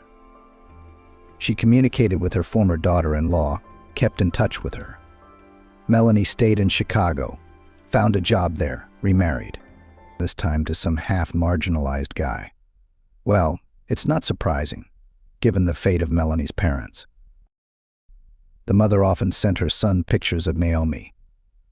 The girl was growing up fast. The older she got, the more it was noticeable that the little girl looked a lot like her paternal grandmother, the same big blue eyes, light wavy hair, correct pleasant features. Liam, the mother's young husband, replaced the role of father. In the photo, he was hugging the baby girl, holding her on his shoulders, playing with her, and, judging by the look on the so-called stepfather's face, he was enjoying it. Taylor didn't understand the man. To mess around with someone else's baby and still be happy about it. Naomi had developed some serious health problems. No wonder Melanie hadn't given up her bad habits during pregnancy. Mother and Liam dragged the girl to doctors and hospitals, took turns lying with her in the hospital, fighting for her. Naomi was almost threatened with cerebral palsy. Through the efforts of her mother and stepfather, the diagnosis was not confirmed. They pulled Naomi out, put her back on her feet. Her mother tried to tell her son about the details of her daughter's treatment, but he was frankly uninterested. Taylor couldn't understand himself at the time. What indifference to his own child, he had once blamed his mother for it, and then he had done much worse. Taylor only transferred money to his daughter, but did not want to see Naomi. Sometimes, however, her mother arranged meetings between them. She was clearly trying to arouse Taylor's paternal feelings. They met most often in cafes or children's centers.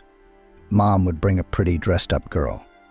Naomi looked like a doll, like a little girl from a postcard.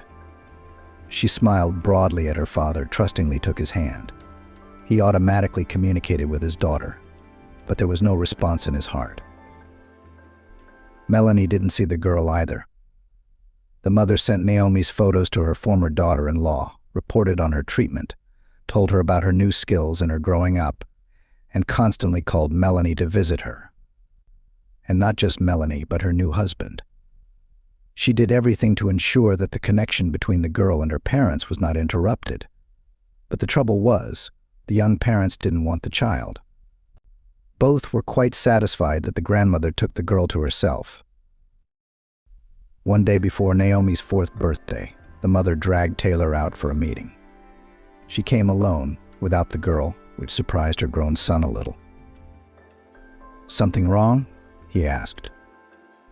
"Naomi's a little sick." "Then why are we meeting?" "But let's go shopping and pick out a present for her. She's 4 years old, she understands everything. She's looking forward to the holiday and you, of course.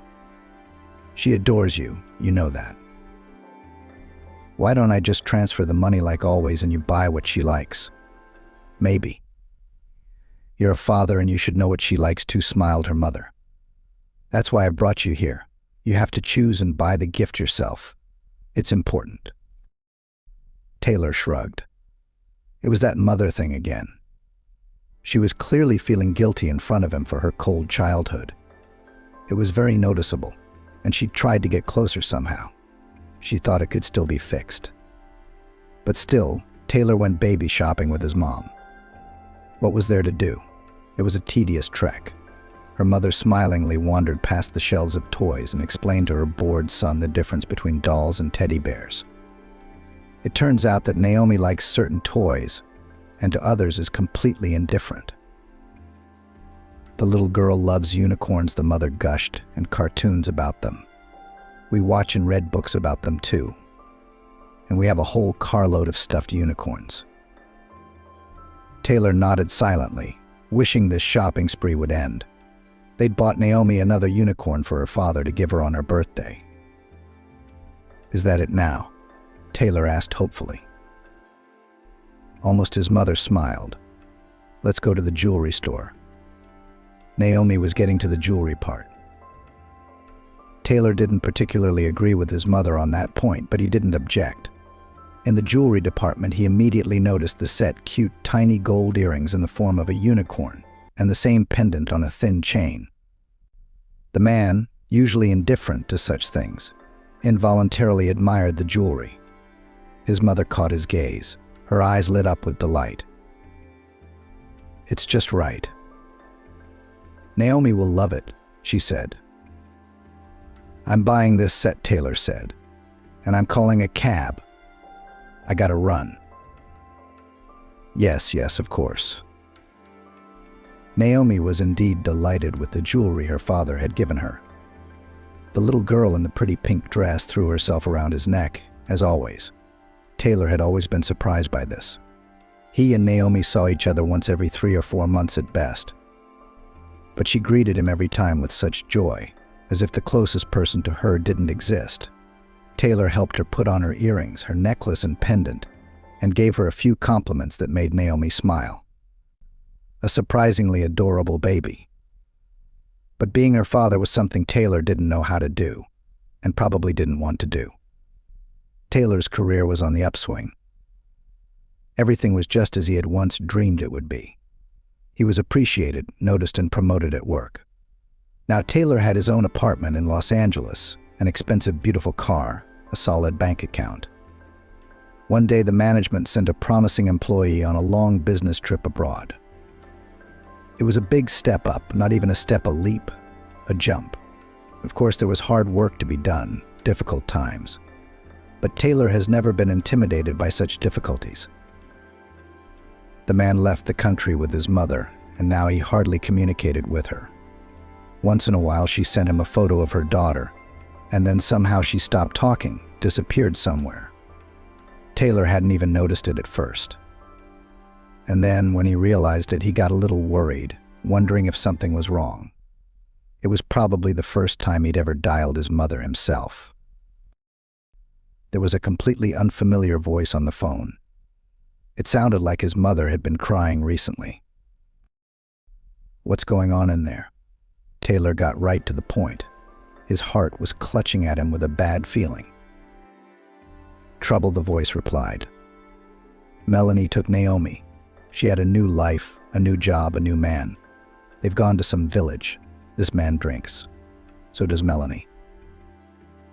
"Well, you scared me," Taylor exhaled. "Nothing happened. It's just a mother taking her daughter away. Be happy and rest. You don't have to deal with a small child anymore." "You don't understand. Naomi is not well there. That man drinks. Melanie too. But why would they have a baby?" "You must have misunderstood something. If they took Naomi, they must be doing well." "No, they're not. They just want child support. What are you paying for Naomi? They took her and her bank card so they wouldn't have to work. And they're on welfare too. Naomi's their livelihood. She's not happy there." At those words, the mother broke down into sobs. Taylor clumsily tried to calm her down, but failed and hung up. The mother was probably right. Naomi had lived these 4+ years at Liam's grandmother's house like a little princess, beautiful dresses, expensive toys, proper nutrition.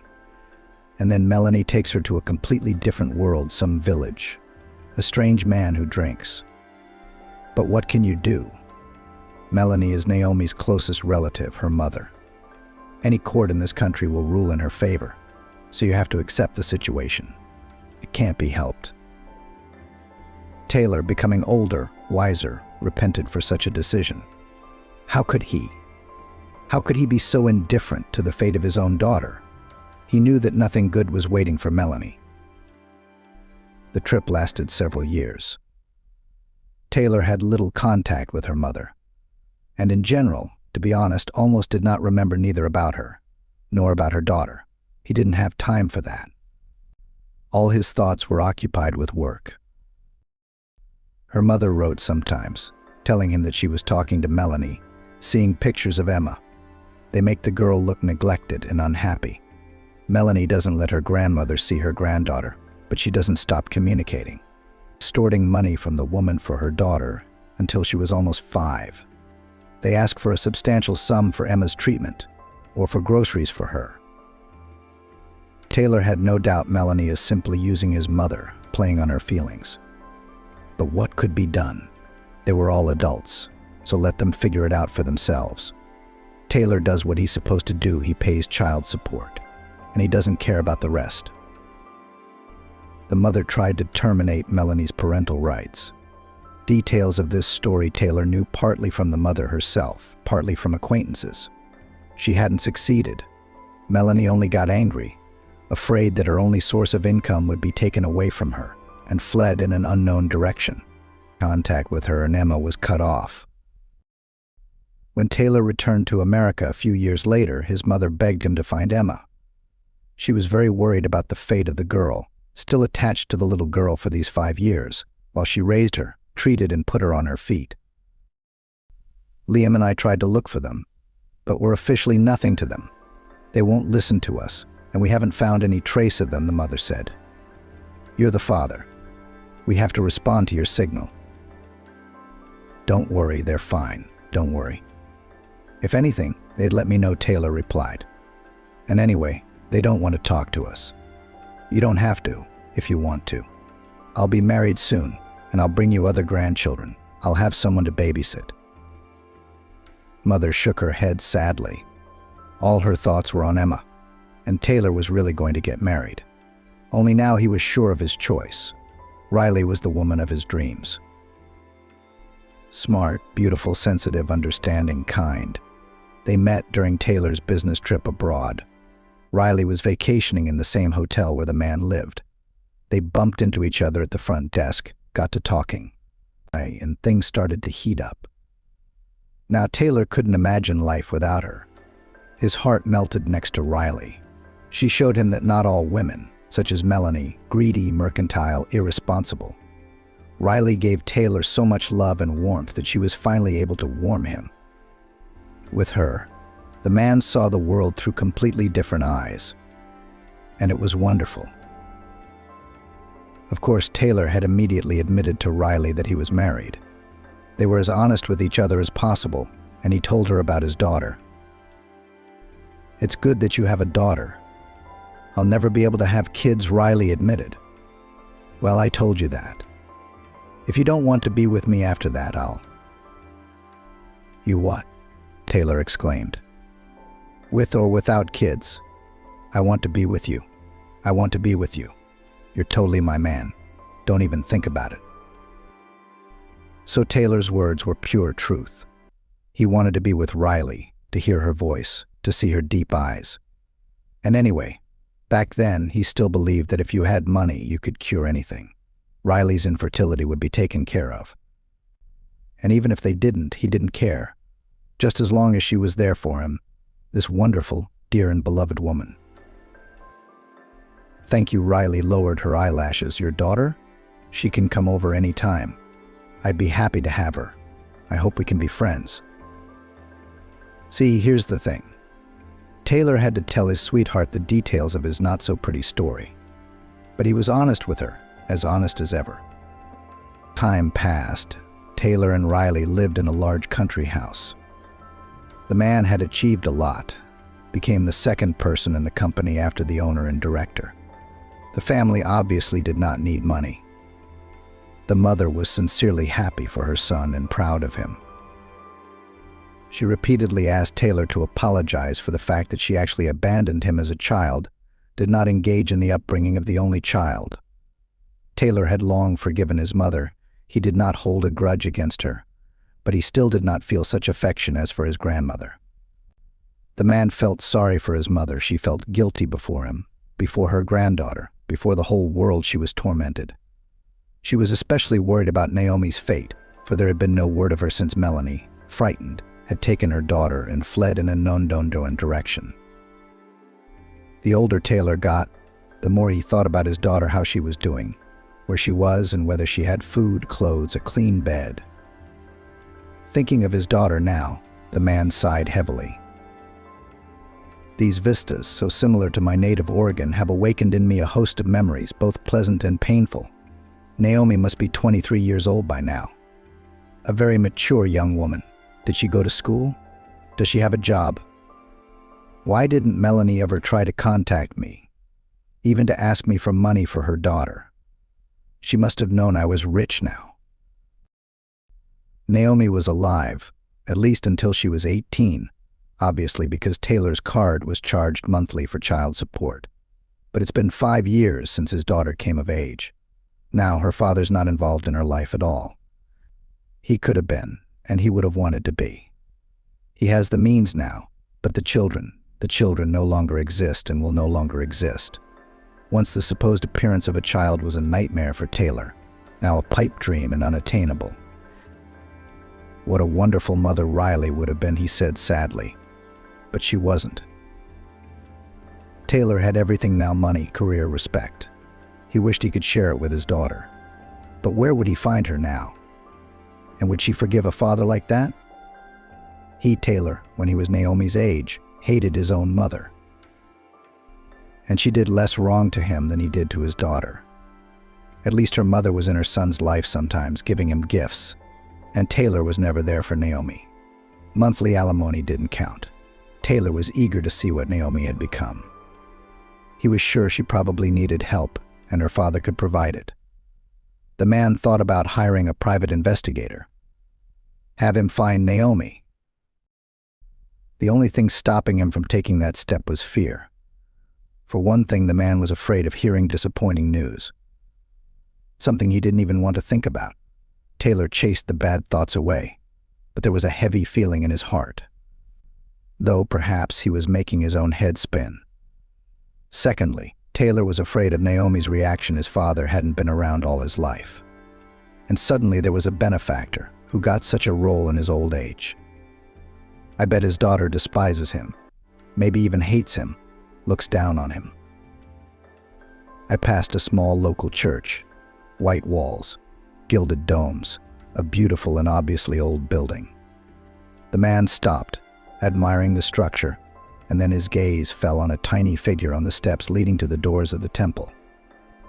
It was a girl about 5 years old, modeled, obviously from a dysfunctional family. Big blue eyes looked incredulously from under her headscarf to her eyebrows. In her hands, the little girl held a mug, at the bottom of which a few coins jingled. So much poverty around these days, Taylor thought. It's terrible that such small children have to beg. Where are the adults who are supposed to look after them? And where are the child welfare authorities? The little girl would clearly be better off in an orphanage than on the streets. The man's heart squeezed with acute pity for this crumb. He slowly, so as not to frighten, approached the little girl, threw a few $1,000 bills into her mug. "Is that all for me?" The little girl was amazed. Taylor smiled. The girl, despite her lack of grooming, was a real beauty, healthy, blue-eyed, sweet, with ruddy cheeks. "Thank you, kind man," she said in an old man's way. "What's your name?" Taylor couldn't help himself. "Audrey, what a beautiful name." "Kira, aren't you hungry by any chance?" Instead of answering, the girl lowered her eyes, and Taylor realized that yes, of course, the girl was very hungry. Immediately, he went to the nearest bus stop. There he spotted a bakery stand. Taylor bought a whole bag and, returning to the church, handed it to the little girl. The little girl greedily devoured the treat. Taylor smiled and wanted to go on his way, but suddenly his attention was caught by a pendant that glittered on Kira's neck. The pendant hung on an ordinary dirty rope, but the jewelry itself was exquisite and obviously expensive. A golden unicorn covered in pink enamel. Taylor's heart clenched and his eyes swam. It was the exact same pendant Sharon had once given her daughter Melanie for her 4th birthday. His mother had forced him to go to the jewelry store then, and there the man's gaze had fallen on this magnificence. Taylor remembered exactly what that pendant had looked like, and it was the same one that was now around Kira's neck. Or exactly the same one, which was also possible. And yet, is there such a thing as coincidence? "Where did you get that thing?" the man asked cautiously. "And this pendant was given to me by my mother," simply answered the girl. "Where? Where is your mom now?"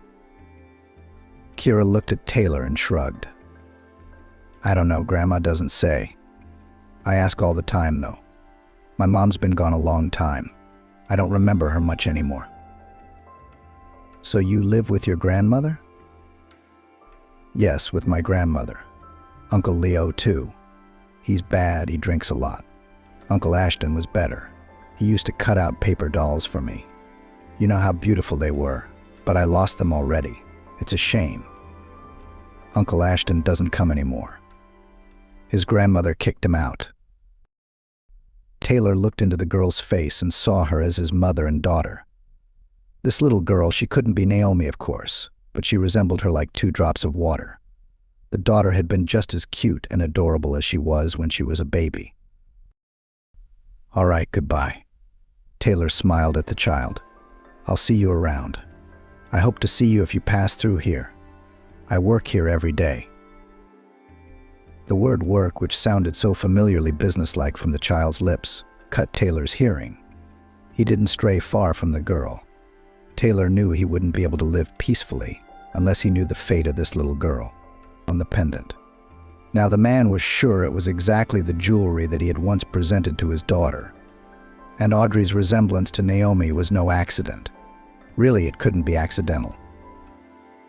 Taylor took a comfortable vantage point, settled on a bench behind the small chapel. From here he could see the porch and the little girl sitting alone on the steps. People, many people, were passing by the girl. Some ignored the little beggar, others threw a handful of coins into her mug. Some even rubbed Audrey's head or exchanged a few words with her. It was clear that the girl was known here, used to her. Poor child. What does she have to endure? At this age, kids go to daycare, play with their friends, have fun. And this baby stands here all day in the heat and collects pennies by the way. Served Audrey not bad. You bet, such an angel. Someone profited a lot from the charming appearance of the little girl. Several hours passed. The sun slowly began to roll toward the horizon. When Kevin approached, he was a scowling, short, unkempt man. Not homeless, of course, but clearly a dysfunctional man. Grim types of marginal appearance was the phrase that came to Taylor's mind at the sight of the man.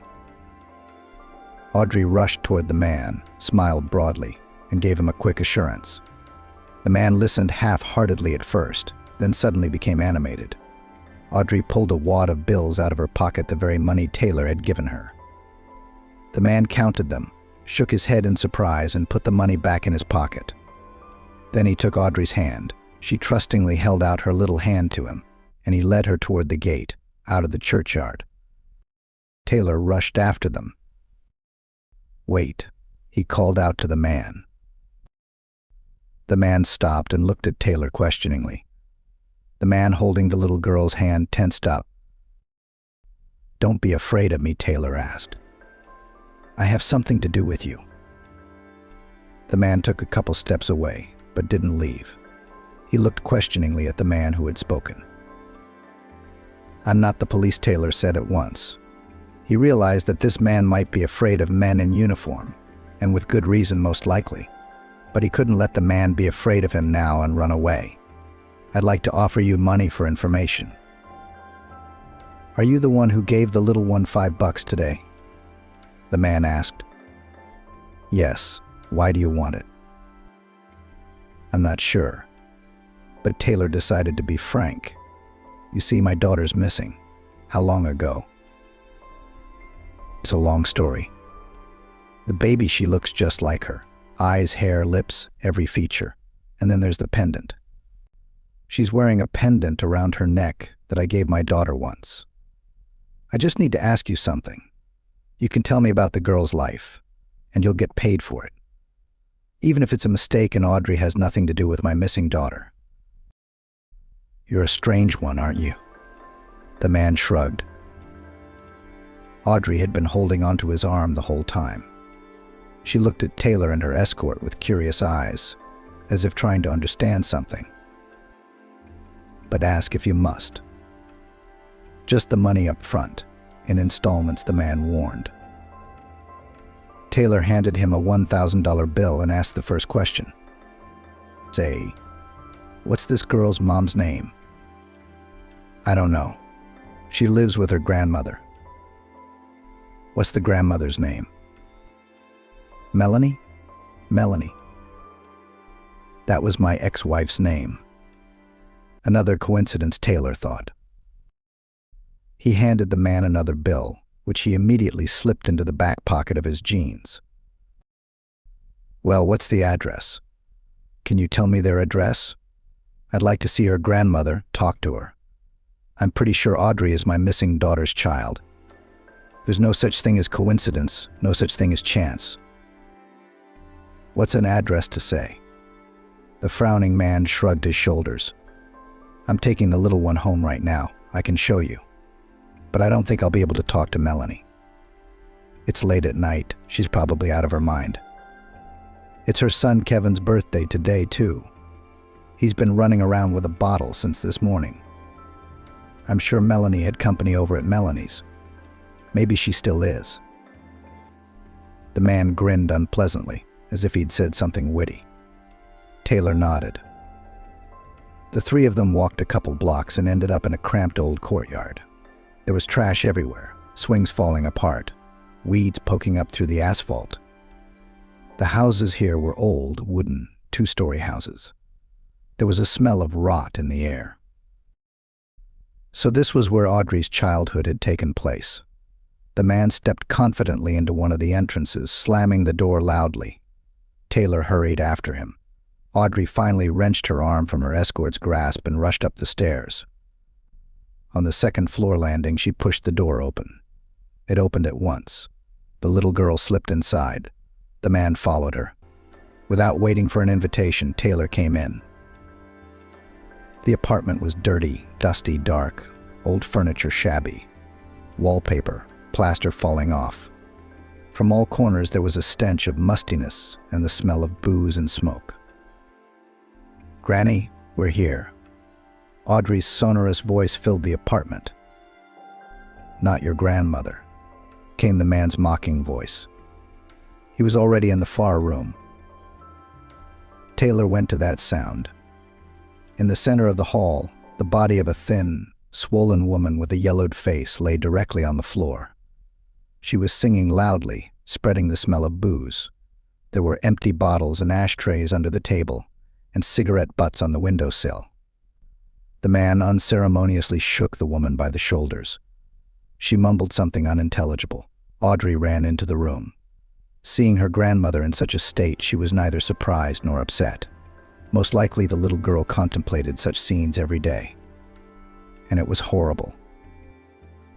"Wake up," I said, shouted in her ear the man. "You have guests." Finally, the woman opened her eyes and looked around the room. When she saw Audrey, the woman smiled stupidly. Suddenly, Taylor came into her field of vision. She was staring at his face, clearly trying to remember something. Taylor recognized her. It was Melanie. There was no doubt about it. Slumped, aged, but Melanie. So Audrey's her granddaughter, which means she's his own granddaughter. "The ex-husband is here," Melanie said, smiling unpleasantly.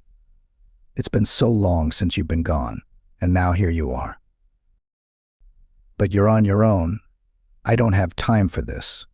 The man hurriedly excused himself. He looked questioningly at Taylor. He kept his eyes on Melanie and took a wad of bills out of his wallet and handed it to the man. Taylor couldn't believe this was really happening. He'd thought about finding his daughter so many times, and he'd been afraid to start looking. And then all of a sudden it just happened all by itself. Strange. Unbelievable. Amazing. "Hello," Taylor finally got it out of him. "Well, hello, why are you here? How did you find us?" "You're not going to believe this. I bumped into Audrey by accident. I recognized the necklace. I looked closely, and she looked just like Naomi.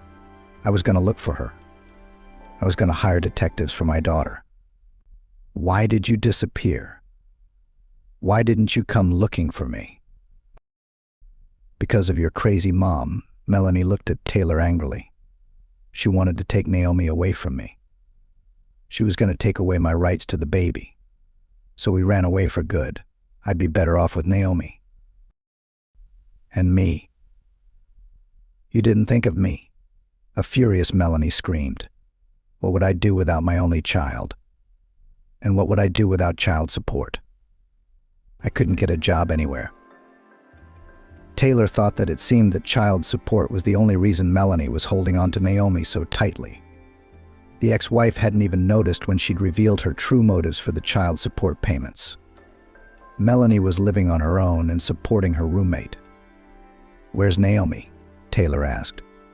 He realized that her daughter was obviously not well.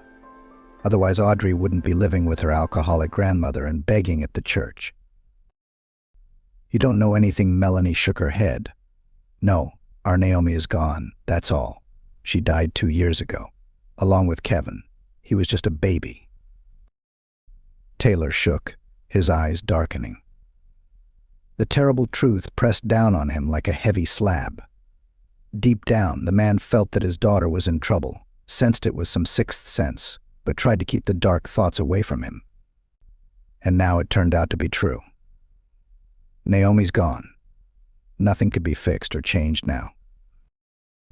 Taylor imagined how his daughter, all 20, which she probably dreamed of, how he would become for her a wonderful, caring father. And then all of a sudden this.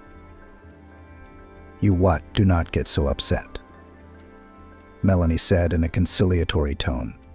Taylor must have looked too miserable and lost. His ex-wife had taken pity on him. Taylor obediently sat down on the edge of the couch. Audrey immediately settled down next to him, sweet, bright, full of life and energy. Naomi's daughter, Taylor didn't doubt that now. Melanie seemed almost sobered up. She had told her ex-husband her story coherently enough. Taylor had been on a long business trip abroad when his mother, seeing that Naomi was in danger, had tried to take her granddaughter through the child welfare authorities. She was unsuccessful. The little girl was left with her mother. However, now Melanie's rented apartment was regularly visited by inspectors, and it was tense and frightening. Melanie did not lead an exemplary life. She and her then cohabitant loved noisy, fun company, but did not like to work. Naomi was a great source of funding for the sweet couple. Taylor faithfully transferred to the baby very even decent alimony, and even from the state for the maintenance of the child money came. Beautiful, and all would be well, if not for the mother-in-law and her young husband. Liam thinks he's Naomi's savior. They tried to take the baby away, take her for themselves, and sooner or later they would have succeeded. That's why Melanie and her roommate decided to get away, to hide, to disappear into the vast expanse of the country. In that city, they had nothing to hold them. Their homes were not. Work too. So they went to seek happiness in a new place. First they lived in a big town, then in a smaller village. Melanie's roommate and place of residence and friends changed with dizzying speed. Naomi was growing by leaps and bounds, becoming a beautiful young girl. And now she too had suitors. What else could grow up a girl, seeing such an example of her mother, and from an early age surrounded by her dysfunctional friends? Naomi early addicted to alcohol. And it is almost no wonder that she got pregnant by herself, without knowing from whom. She spent the whole 9 months drunk, and even went to the hospital drunk. She wanted to get rid of the baby. When she realized she was pregnant, Melanie shared details. Audrey sat next to her and listened attentively. "Maybe we should put the baby in the other room," Taylor suggested cautiously. It seemed to him that this conversation was not for children's ears. "She knows everything." Melanie waved her hand. "Let her know. It's her life, her destiny. She has the right. Not all children are destined to be happy and desirable. What can you do now?" So Naomi didn't manage to get rid of the unwanted pregnancy, but this fact didn't upset her, even perhaps, and pleased. The girl had time to realize that the child can be a great source of income, as she was once for her mother.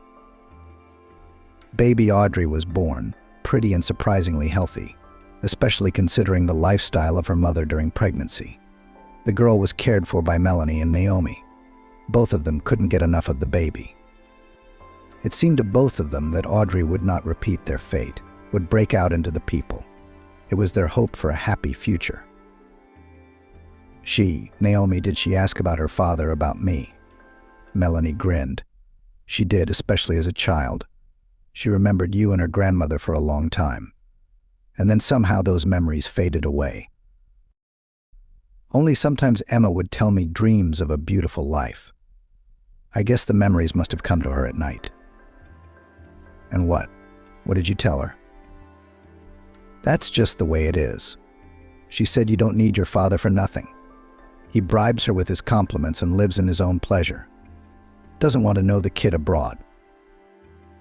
Taylor opened his mouth to object but stopped himself. Melanie was right. He really was so callous, indifferent, cold. As a young man, Taylor had dreamed of forgetting about Melanie and Naomi like a bad dream and starting a new life. Only with time the man realized how important and valuable it is a daughter. But it was too late. Time passed. Audrey was growing up, Naomi, listening to Melanie's stories about her daughter. Taylor clenched his fists helplessly. His girl, his princess, needed support. It was important for her to feel loved. If he, the father, had been there for Naomi, this disaster wouldn't have happened. When Kevin wasn't even 3, Naomi's then boyfriend went crazy. Melanie continued. I was asleep. I didn't hear anything. I'd had a few drinks. Then people told me. Our guest said something wrong. She told him, Naomi, our roommate, and he came at her with his fists. The guys tried to pull him away. No way. He's a big, strong guy. They called an ambulance and the police. They took him to jail and her to the hospital. But they didn't save my little girl. I didn't find out until morning. Taylor was silent. It was hard to hear the terrible truth. His heart clenched with pity for his daughter, whom he did not have time to save. Penelope is a good girl. Melanie looked affectionately at her granddaughter. She's smart, she's working, she's already helping her grandmother. Thomas is the one who brought you here. He takes her to trade so she can ask people for money. There's a lot of people giving to a pretty girl like her. Thomas usually gives us more than half. Maybe he's lying, I don't know. But it's enough for us. A child shouldn't have to live like this. Taylor finally spoke. His voice sounded hoarse and muffled, like it was coming from underwater. I know there's no way out, Melanie said. I have to rent an apartment, I have to pay the bills, or they'll kick me out. I also have to eat every day for me and the child and drink. And drink, Taylor agreed, but he shuddered as he sobered up. Melanie, do you love Audrey? What kind of question is that? She's the only person in the world I'm related to.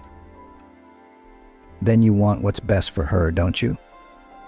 I have a proposition for you. A couple minutes later, Taylor had to leave the filthy, squalid apartment in a hurry.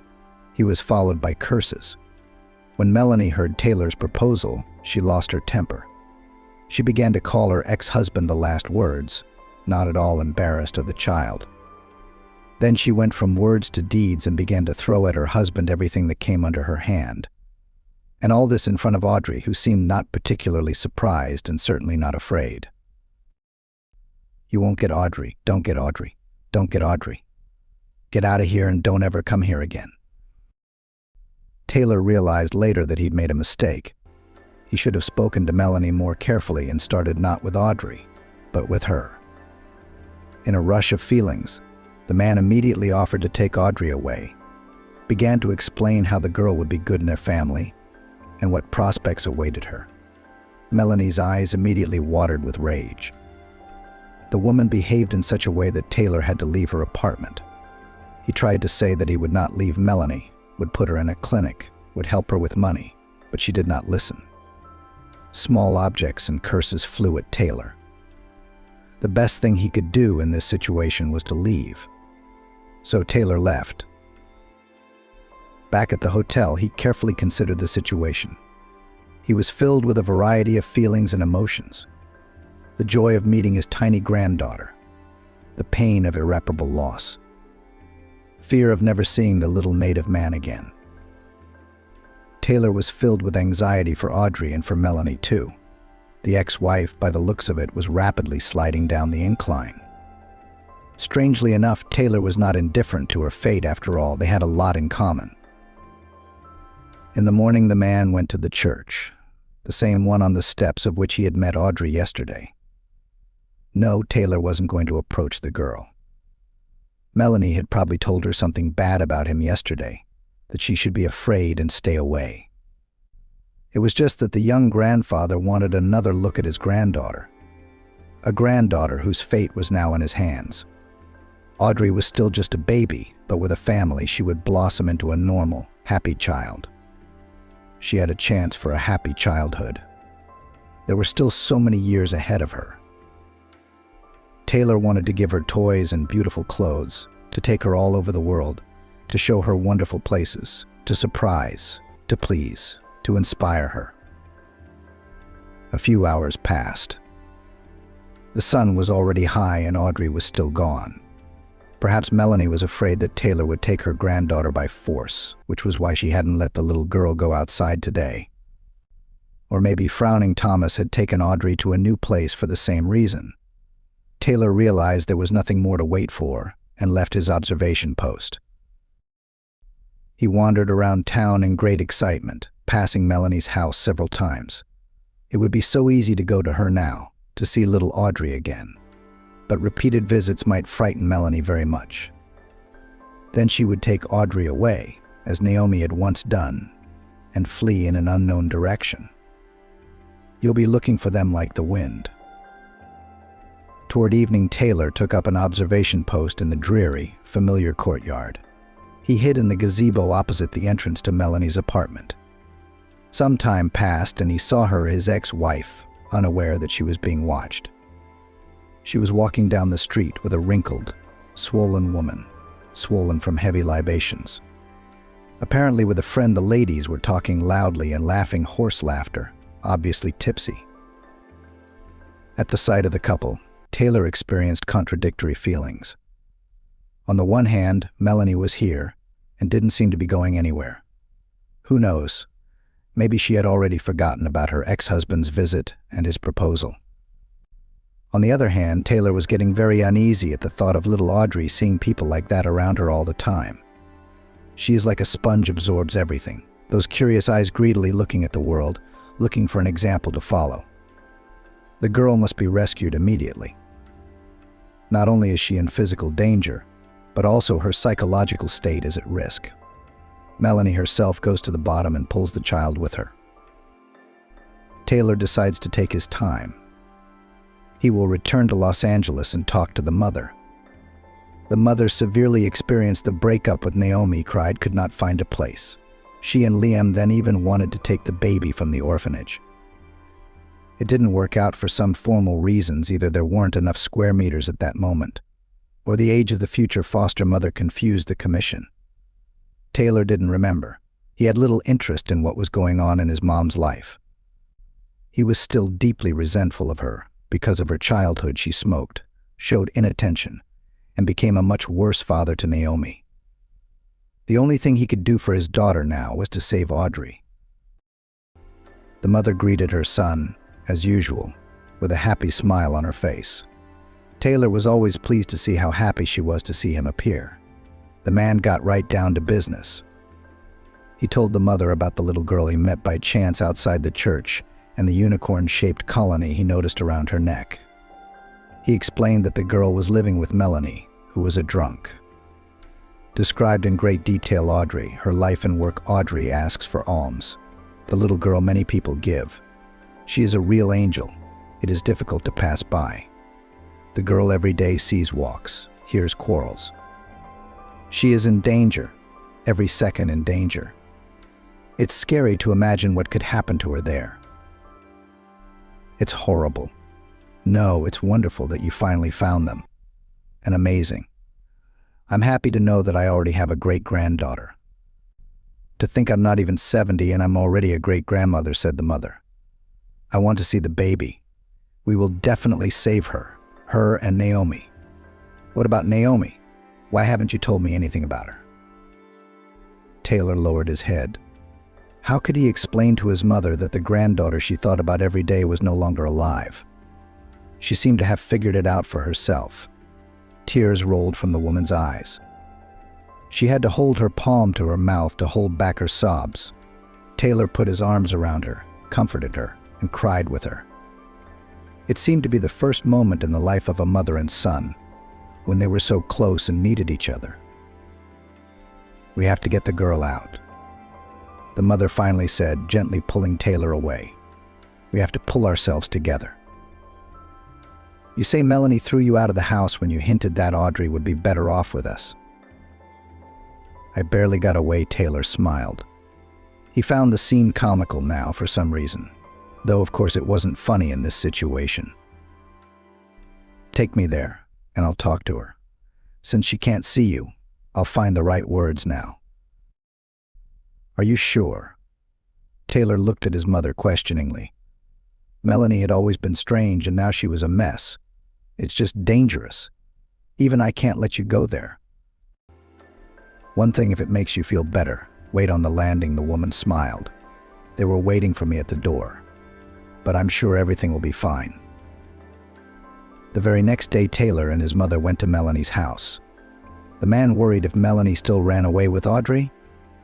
After all, the girl for her inexhaustible source of income, and the baby works, and the state on her allowance transfers. Melanie understands perfectly well that if Taylor applies to the guardianship authorities, he will give the girl. Because the conditions in which the child lives now are simply unacceptable. That's clear to everyone. So how disappointing would it be for Taylor and for the mother if the apartment turned out to be empty? Taylor tried not to think about it.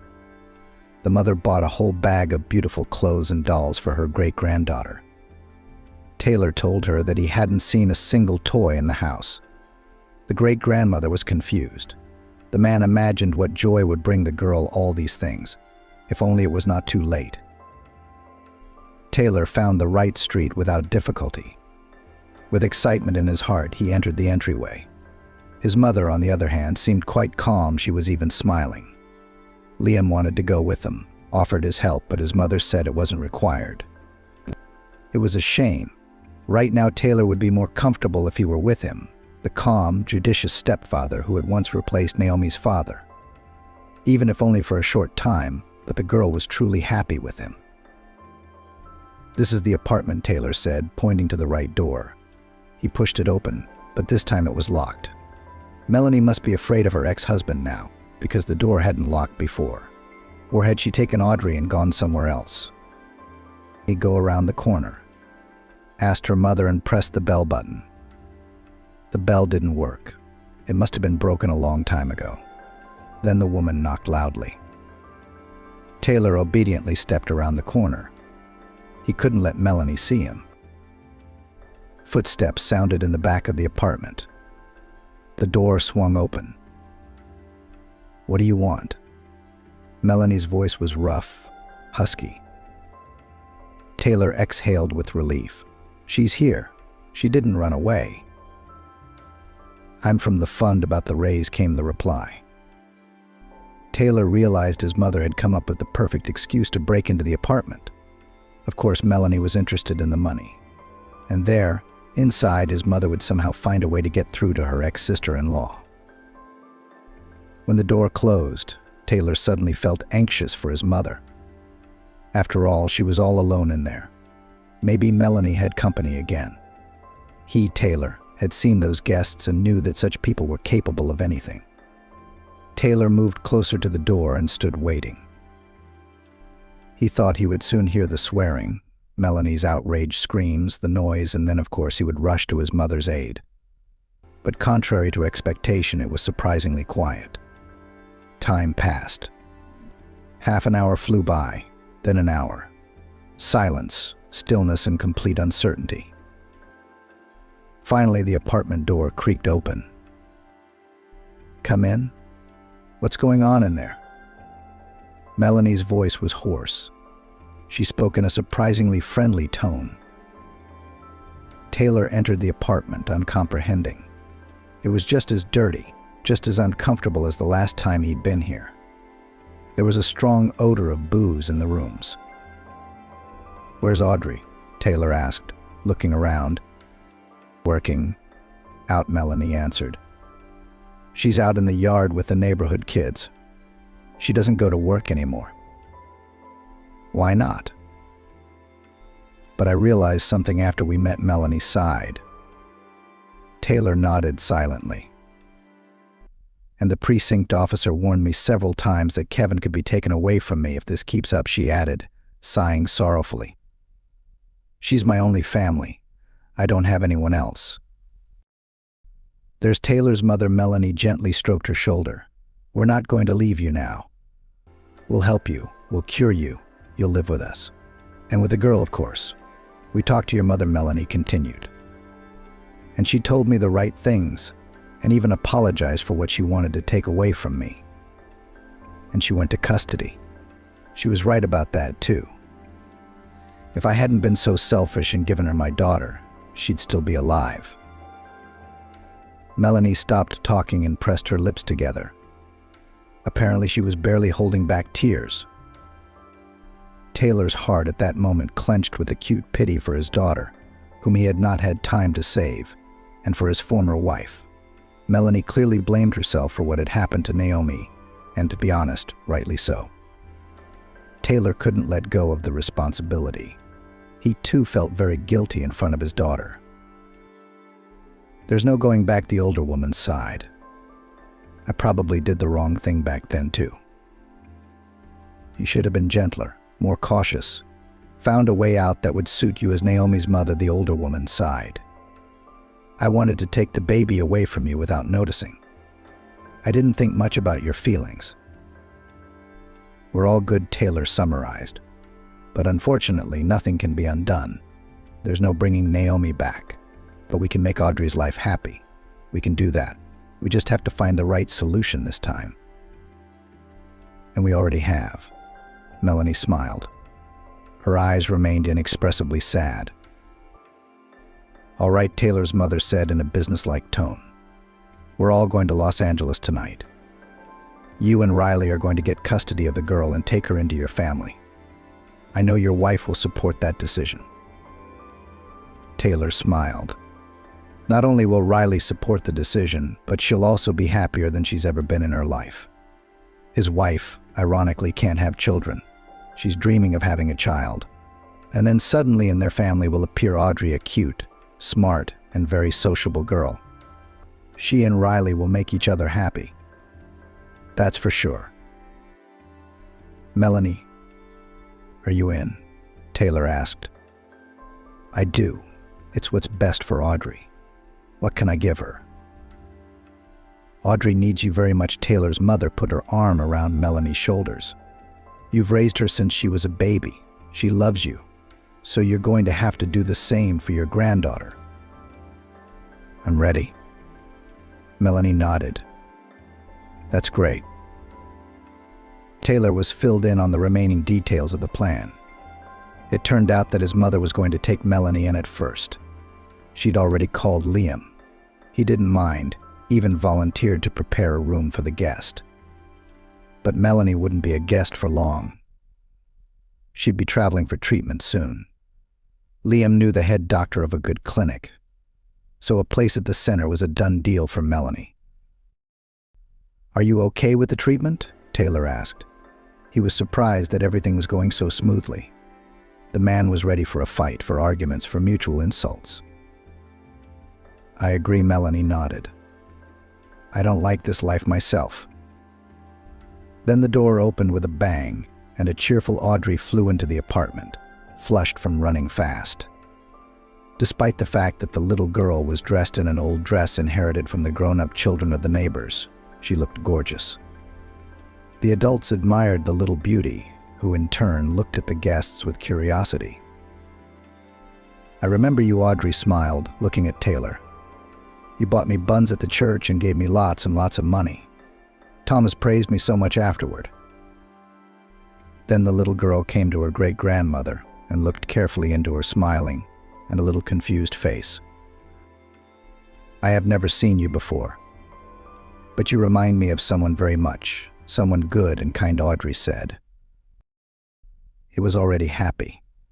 Great-grandmother could not hold back her tears.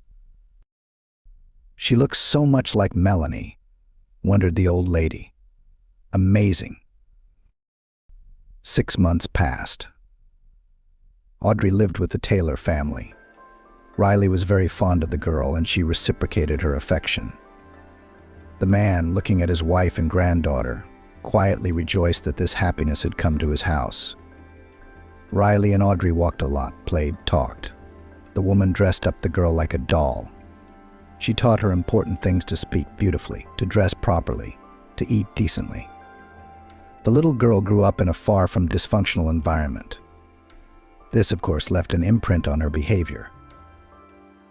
The girl sometimes expressed herself as a seasoned alcoholic, stashed food for a rainy day, and even sometimes snatched change from the pockets of adults. With this, we had to work hard, and the adults worked. They even consulted a psychologist to make sure they were doing everything right. Slowly, Audrey's behavior improved. After all, by nature she was a very sensitive and kind girl. The little girl learned to grasp everything on the fly. From a wild child, she gradually turned into a little princess. Taylor could not be pleased with his granddaughter. The man realized that these wonderful metamorphoses with the child are mainly due to Riley, and was grateful to his wife for her work and warmth of soul invested in the girl. He himself often spoiled his granddaughter. He wanted to give her gifts. The joyful gleam in Audrey's eyes at the sight of another surprise gave Taylor an incomparable pleasure. Melanie was being treated at Taylor's medical center. He'd already bought her a small apartment near her mother. When Melanie got out, she'd have a place to live. Her mother would look after her, support her. She was genuinely worried about her son's ex-wife and thought that she had behaved wrongly then, many years ago. And who knows what should have been done. According to Melanie's own assurances, she had a new life.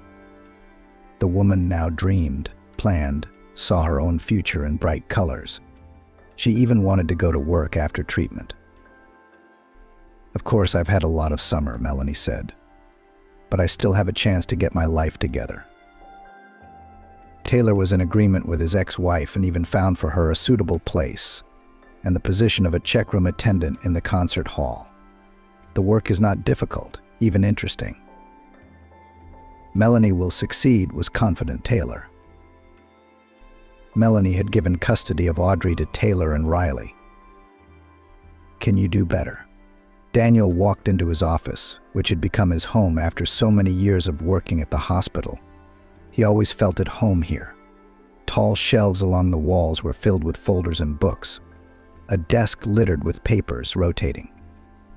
A comfortable armchair, once presented by colleagues on the anniversary. Everything in the office was familiar, calming, and even cozy. Daniel had to spend days at a time here, even overnight. He had a couch in the corner for those occasions. Normally it was piled high with folders and papers, but in the conditions of time pressure they were stacked on the windowsill, and the couch turned into a bed on which you could sleep at least a couple of hours. And the time pressure was not uncommon. Yes, Daniel's work was hard, but interesting, and also incredibly necessary. The man loved his work. Now he was already the head of the neurosurgery department at the regional children's hospital. But he started out as a common surgeon. Daniel remembered the first operation he performed on his own. His heart clenched and his hands were shaking in front of the operating room. He, then a young doctor who had just finished his residency, was afraid to do something wrong. And his hands were also shaking. It seemed then that 7 long years of training had been for nothing.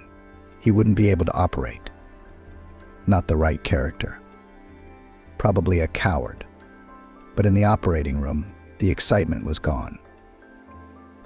In front of Daniel lay a patient with whom the anesthesiologist had already worked. An 8-year-old boy who'd been in a car accident with his parents. The adults had scratches, but the kid had a severe head injury. Right now he had a hematoma growing in his head, which, if it is not removed now, will lead to catastrophic consequences, and only he, Daniel, could help the little patient. The young surgeon had the feeling that he knew exactly what to do. Daniel no longer felt anxious. Point by point, a plan of action took shape. The team was waiting for his orders. The boy nodded his head and they began. They worked harmoniously, like a single organism. Everything then went like a textbook. The boy recovered quickly after the operation. Daniel then watched with a smile on his face as the little patient scurried around the hospital corridors with other children. The child had a long, happy life ahead of him. He had so much ahead of him, and it might not have been. It's scary to imagine. Daniel often wondered what if that first time had been a failure. It's not always up to the doctors. Now Daniel had a lot of experience, and he knew for sure. Sometimes seemingly hopeless patients recover, and people with minor illnesses, on the contrary, die. Why this happens is an open question. Perhaps the higher powers have their own plans for each person. What if the boy, the young surgeon's first patient, had not survived? Would Daniel have stayed in surgery then? Probably not. It would have been too big and too serious a blow for him. But I guess fate had it differently. The boy was destined to become a surgeon. Daniel quickly became known as a talented young surgeon. It was flattering, of course, but much more gratifying was the sincere gratitude of recovering young patients and their parents. Looking into these happy eyes, Daniel realized that he did not live in this world for nothing. At such moments, he felt warm and light at heart. Of course, tragedies also happened. Daniel could often foresee the outcome in advance. Each time it knocked him out of his element. But Daniel was well aware that he had done everything he could. The young surgeon preferred to give patients a chance even when other doctors refused them. He took on the most difficult and seemingly hopeless cases. Sometimes he was able to help people. Sometimes, unfortunately, not. But for each of his little patients, Daniel fought to the last so that he would not be tormented by the annoying, guilt-ridden thought that not all resources had been utilized. Daniel didn't remember every one of his patients. But some of the guys stayed in his memory for some reason. They weren't always some particularly difficult or interesting cases. No, everything was determined more by some personal feelings between doctor and patient during treatment. For example, Daniel always remembered Rebecca. The girl was brought to the hospital from the neighborhood. She was only about 7 years old at the time. Daniel vividly remembered the moment when he first saw her. It was during morning rounds the day after her hospitalization. The patient was in serious condition. The man realized it immediately, even before he saw her ID. Skinny, pale, with bruises under her huge gray eyes. Her arms were as thin as 2 twigs lying on the blanket. Daniel noted the pearlescent polish on the tiny fingernails and smiled to himself. It means that the patient is determined to live and fight, if she cares about her appearance, even in this situation. The girl looked at the doctor with a curious look. She was in an extremely serious condition, and still in her eyes burned a lively and very bright light. "Hello, Rebecca," Daniel said with a smile as he looked at the patient's chart. "What a name. It's a wonderful name, Hope. And it suits this girl just fine. Children are rarely called that nowadays. It's a shame. Good morning." The little girl said hello politely. Her voice is weak, her tongue is a little slurred. The tumor had already affected the speech center. Daniel knew the girl's story briefly. She lived with her parents and younger siblings in a small town. Simple family, not wealthy. 6 months ago, she started complaining of dizziness. Then her mother and father didn't pay much attention to it. They put it all down to the increased workload because Rebecca went to school in September. They thought it was a peculiarity of adaptation. But after a couple of weeks, the girl's condition began to deteriorate. She developed strabismus, her legs began to cramp. Rebecca, who used to be a good student, slipped to poor grades. The parents took the child to the city hospital to see a doctor. Daniel was well aware of the level of medicine in provincial towns: no equipment, no drugs, no decent laboratories. There, Rebecca only lost precious time. The girl was given one diagnosis after another: anemia and genetic disease. In the end, it turned out to be a tumor in the brain and rapidly progressing. The tumor was noticed when it grew to a huge size. By that time, Rebecca could not walk and rarely smiled, although she had been a cheerful child before. But the girl's thirst for life and curiosity had not been lost. Unlike the doctors in the town, the little girl did not even doubt that she would be fine. She and Daniel at the first meeting confidently said that as soon as she recovered, her parents would take her to the sea. She had never seen the sea. That's why she asked Daniel to cure her as soon as possible, so that she could finally go on a trip. Daniel realized, of course, that Rebecca's case was very complicated. The tumor is large, and it's putting pressure on all parts of the brain. Rebecca must be experiencing severe headaches, and if she's not operated on immediately, she'll never see the sea. We can't let that happen. A child longs to walk on the beach, enjoy the warm waves, breathe in the salty, fresh air. Before taking the patient to the operating table, Daniel had to examine her completely. He preferred to know in advance who he was dealing with. It took several days to prepare for the surgery. During this time, Daniel and Rebecca talked every day and became real friends. The man rushed to Rebecca's room every morning, specially arranging his schedule to have a chat with the cheerful patient. The girl was alone in the ward. She was very sociable. Despite her condition, she lacked companions. Daniel tried to keep her company. "I had a dream today," Rebecca shared with her favorite doctor. "I was swimming with dolphins. You know, his back is smooth, smooth, smooth, smooth. I'm holding on to his fin, and he's smiling. In my dream, it took my breath away, thinking that soon I'll see the sea. I'll see dolphins there, won't I?" Yes, Daniel nodded. He thought to himself that he would do everything possible to make Rebecca's dream come true. The whole staff loved the girl. How could they not? She was so sincere, open, and very courageously bore the misfortune that fell on her. She obediently took bitter pills and endured pain. Long, not always pleasant diagnostic procedures without a single squeak withstood. Even older children were frightened and cried. But this one behaved like a real hero. She was interested in everything. How do you tell by blood what's wrong with a person? How do you know what's wrong with a person? Why do you have that thing around your neck? $100,000, I think. How do you do surgery on the head? The skull is hard there, Rebecca literally pelted Daniel with questions.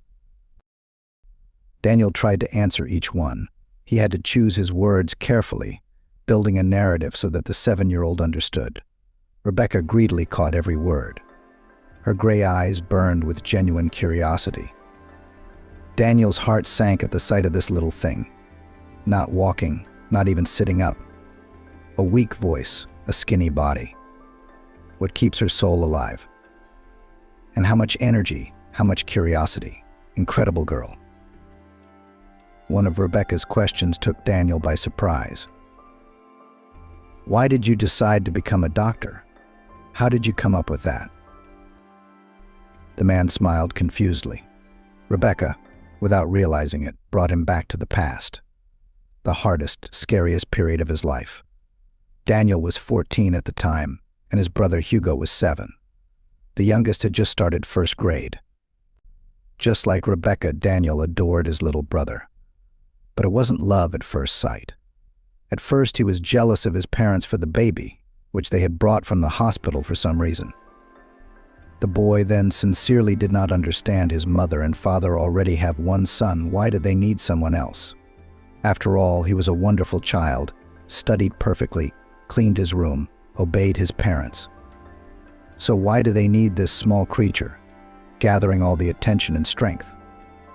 It pained Daniel to see his mother smile at Hugo's every gesture. Oh, he smiled.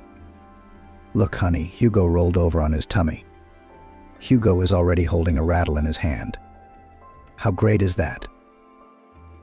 Daniel only wrinkled his nose at these enthusiastic exclamations. What's the big deal? So what if he holds a toy, Daniel thought.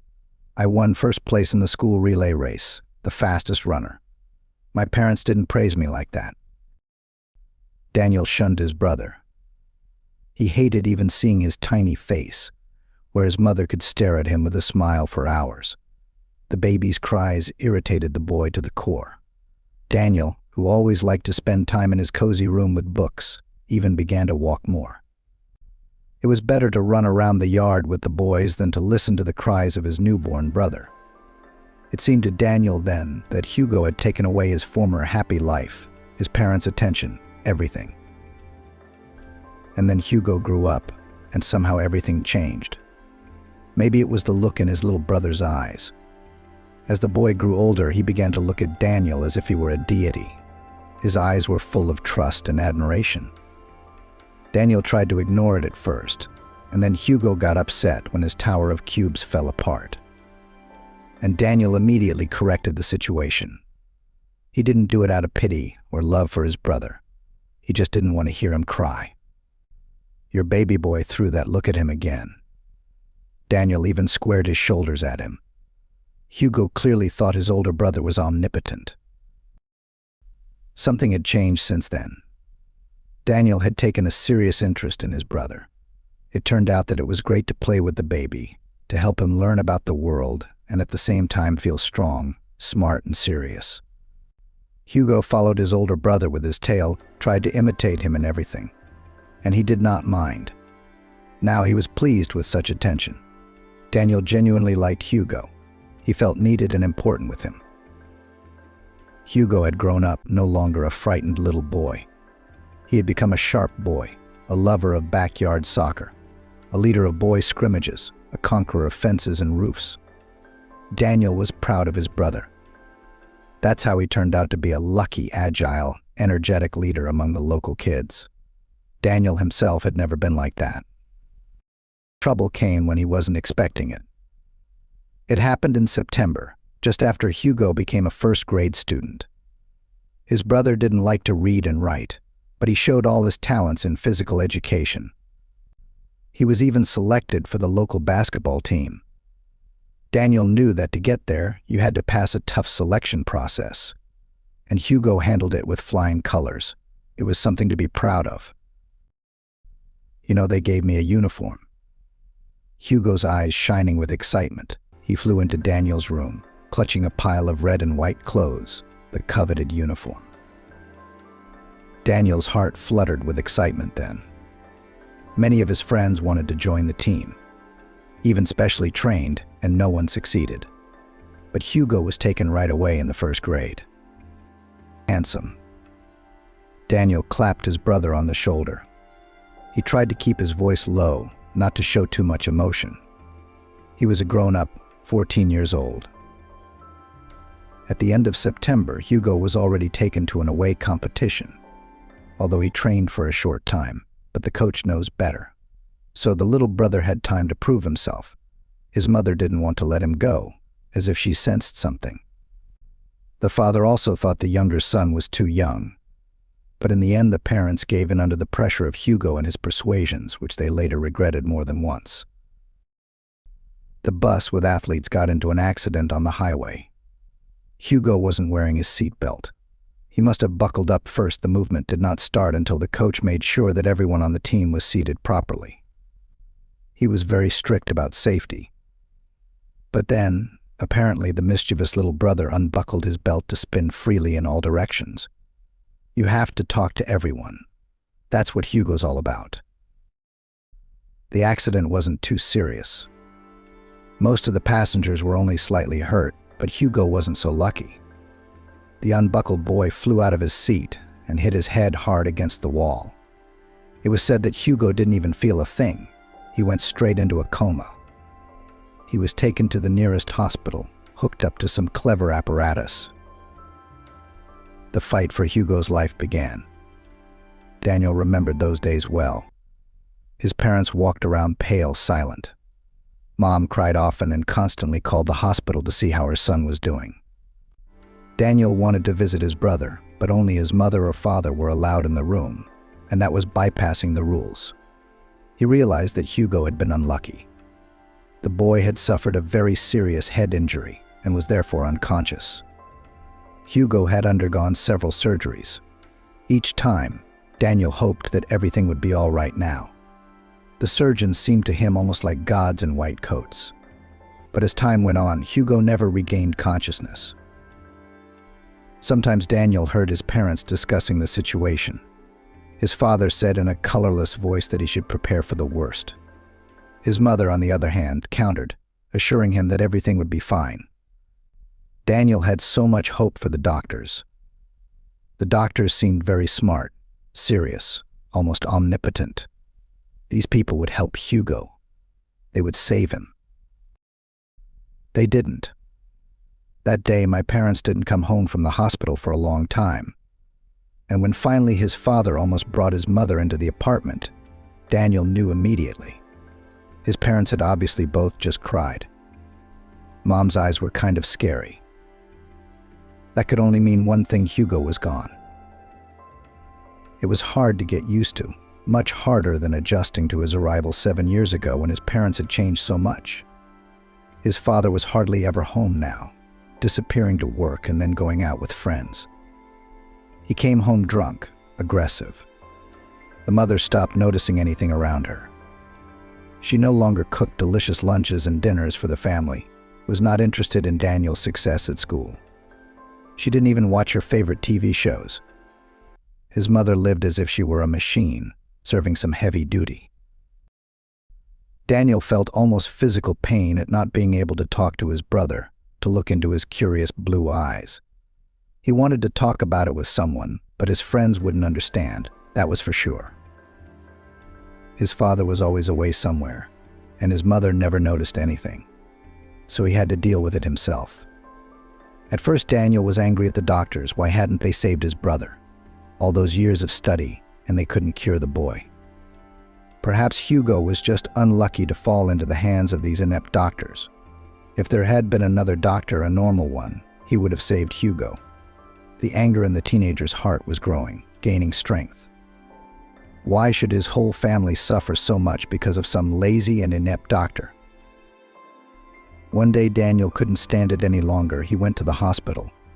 He went to the surgeon who operated on his brother. The guy himself did not know what exactly he needed from this man, but his soul demanded action. The teenager flew into the office on the second floor and saw in front of him a tired old man with eyes red from lack of sleep. "What do you want, young man?" he asked him politely. Daniel told him everything, without hesitation. He told him about his pain and his anger. The boy thought that the doctor would kick him out of the office at the beginning of his fiery tirade. But this man listened without interrupting, looked at the visitor with attentive and very sad eyes. Of course I remember Hugo. He had a bad case. His brain was badly damaged. We tried, we did everything we could. We fought for young life to the last, and the doctor began to explain to the 14-year-old the details of Hugo's condition, telling him something about the structure of the human brain. Daniel listened with his mouth open. Now he understood a lot of things. Hugo had had almost no chance at first, unlucky in the fall. But the doctors had fought for him anyway, operating, watching, supporting him. The doctor even showed Daniel pictures of Hugo and other patients, so that the boy realized everything, saw everything for himself. And the teenager listened, asked questions. Now he knew and understood a lot of things. It was after that conversation with the doctor that the boy decided that he would definitely become a surgeon, perform brain surgeries and save people. And of course, Daniel will invent a means or method to help even such difficult patients as Hugo. Now Daniel was reading a lot again, books on anatomy. The new world attracted him, drew him in more and more. His parents were not particularly supportive of their son's hobby. They didn't seem to notice Daniel at all. Each was immersed in his own emotions, and each saved himself in his own way. The father went into a world of fun. Now he drank often, he had new friends. Daniel understood that in noisy companies, his parent tried to hide from the grief that fell on their family. But nothing worked, because the morning with a hangover came the realization of irreparable misfortune. The mother became indifferent from the resolved tragedy. She experienced everything inside, sometimes crying, sometimes snapping at Daniel because of some trifle. The teenager did not snap back, he understood everything. It would seem that having lost one son, mother and father should have focused all their attention on the remaining one, but both suddenly became completely indifferent to Daniel. He himself enrolled in courses at the medical university, himself learned the conditions of admission to the capital's medical academy, beat out a hostel looking for tutors. Everything worked out for Daniel. He entered, moved to New York, began to study, then to work. His parents seemed pleased with his success, but both still hadn't gotten over their grief.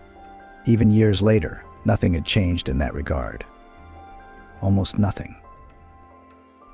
Daniel had tried to get his parents to see a good therapist. Now that he had connections in the medical world, he knew exactly who would help his mother and father. But they refused and said there was nothing wrong with them. "You can't take them to Nicholas. It's a voluntary thing." Daniel didn't tell little Rebecca any of this, of course. But she waited for an answer to her question, wondering why Daniel had chosen to become a doctor. But I really wanted to help little children, the man finally said. That was partly true. Like you, I want you to run and jump again. You like to go crazy, don't you? Daniel asked. Rebecca smiled. You bet I do. When will I be able to walk? The first thing I'm going to do is have a big frenzy of yelling, jumping, and catching up. That's a great plan. Daniel approved. Just don't forget to invite me. Daniel promised Rebecca she'd be fine. What else could he say when she asked directly? But the truth was, she was in a bad place. Very bad. The outlook was pretty dim. To the girl's parents, Daniel had told the truth, explained that anything could happen. They should be aware of all the risks when they signed the consent for the operation. They listened to the predictions about their daughter's condition calmly. No tears, no hysterics, no threats, no aggression. It happens to parents of difficult patients. And Daniel understands those mothers and fathers. He stormed into a doctor's office years ago in a rage. People who lose or have lost a loved one always want to blame someone. But Rebecca's parents were holding up well. You could see that they were in pain, scared, worried, but they also believed in good things. Very much so. They're nice young people, simple, handsome, clearly adoring their eldest daughter. You see, things can go wrong on the operating table, Daniel warned. It's a big tumor. It's affecting many parts of the brain. It's a big risk. But if we don't operate soon, Rebecca doesn't stand a chance. We agree, said the girl's father, squeezing his wife's hand. She nodded. Everyone except you has refused the operation. At least you'll have a chance. I'll do everything I can, Daniel promised. And he did do everything he could. He gave it his all. However, as always, the man was a little worried that his personal feelings for the girl would somehow interfere with the operation. But no, in the operating room he again turned into a surgeon, focused solely on the problem. The tumor was even bigger than it looked on the scans. Or it had grown even bigger in the 24 hours before surgery. Daniel worked carefully, taking care not to touch healthy parts of the brain. Difficult tasks always mobilized him, pulled him up. That's what happened this time. Rebecca's tumor was a challenge for Daniel, and he rose to the challenge. He removed the tumor without a trace, masterfully bypassing all the difficult areas. He did everything he could. Now all that was left to do was wait. Rebecca would definitely live. But what kind of life? Did the operation damage any parts of the brain, or disrupt any important functions? That would be clear once the girl was out of anesthesia. The night after the operation, Daniel stayed on duty. First, he spent a few hours sorting out paperwork. Then he lay down on the couch to get some rest. He was awakened by a cautious knock on the door. Rebecca's awake, the nurse said. You told me to tell you right away. So I did. Thank you, Daniel nodded. He tried to stay calm, though his heart was pounding in his chest like a trapped bird. I'll be right there. The man tried hard not to run, just to walk with a wide, sweeping stride. What would he see now? On the bed was the same Rebecca as before the operation. Daniel recognized her immediately in those curious looks and exhaled a sigh of relief. Brain surgery often changes people beyond recognition, and some are even profoundly disabled. There's nothing wrong with the girl's personality. You can see it in the look in her eyes. Daniel smiled at Rebecca with his eyes wide open. The girl certainly didn't look like much. Her head bandaged, half her face bruised under her eyes, her lips dry, her neck cut off. It's a good thing her parents can't see her like that right now. But it was all temporary. Danielle knew that as well as anyone. In a couple days, Rebecca's cheeks would turn pink, the bruises would fade. Her skinny arms and legs would be strong. Well, kid, you're a real hero, Daniel said with a smile, sitting down on the edge of her bed. No, you're the hero, quietly and hoarsely replied the girl. You saved me. I know, they told me. Daniel grinned and stroked her hand. Then he asked the usual questions. Did she have a headache? Were her eyes watering? Rebecca answered, her tongue no longer slurred. Rebecca was still very weak, but it was only temporary. Daniel imagined telling her parents in the morning that their little girl would be fine now. He didn't dare disturb them now at night. Night calls from the hospital could be immediately taken as a bad sign. The man didn't want the parents to think for even a brief moment that the worst had happened to their little girl. Rebecca was indeed on the mend. She grew stronger by leaps and bounds. Only 3 days after the operation, the girl was already standing up. How happy she was to be able to move again. Rebecca had to spend several months in bed. And now the freedom of movement is available again. Isn't it a miracle? Shared her joy with Daniel. I can run, jump, dance. And when my mom and dad take me to the sea, I will learn to swim there and maybe even swim with a dolphin, like in my dream. Remember? I didn't tell you. I dreamt about a dolphin then too. During the anesthesia, I wasn't even the least bit scared with him. That's the gas. Daniel rejoiced. Be careful though. Don't run fast. You can't do that yet. No way, the girl argued. Your corridors are so long and wide. It's like they're made for running. And Rebecca did. She made friends with the kids from the other wards, became their little leader. Daniel gave her a little scolding, just to be on the safe side. It was actually good for Rebecca, moderate exercise. It made her heal faster. After the operation, Rebecca needed to develop her fingers. The usual children's activities, such as molding, making crafts, and appliques were perfect for this. When Daniel told her parents about it, they immediately bought her daughter different materials: cardboard, scissors, plasticine, glue, and paints. Now Rebecca was creating a lot. Passing by her room, Daniel often caught her creating another masterpiece she began to draw. Every day she got better and better at it. Rebecca's fine motor skills were improving by leaps and bounds. Daniel couldn't get enough of her. This child had a minimal chance of living, much less a full life. All the doctors had given up on her. But he took a chance. And what was the result? Rebecca will live, grow up, have children of her own. It's a miracle. Such cases gave Daniel the strength to continue working and to endure failures, which, although not often, but still happened in his practice. Some patients were impossible to help. Daniel took each loss to heart, even though it was unprofessional. So stories similar to Rebecca's sustained, encouraged, and inspired him. Rebecca's discharge was approaching.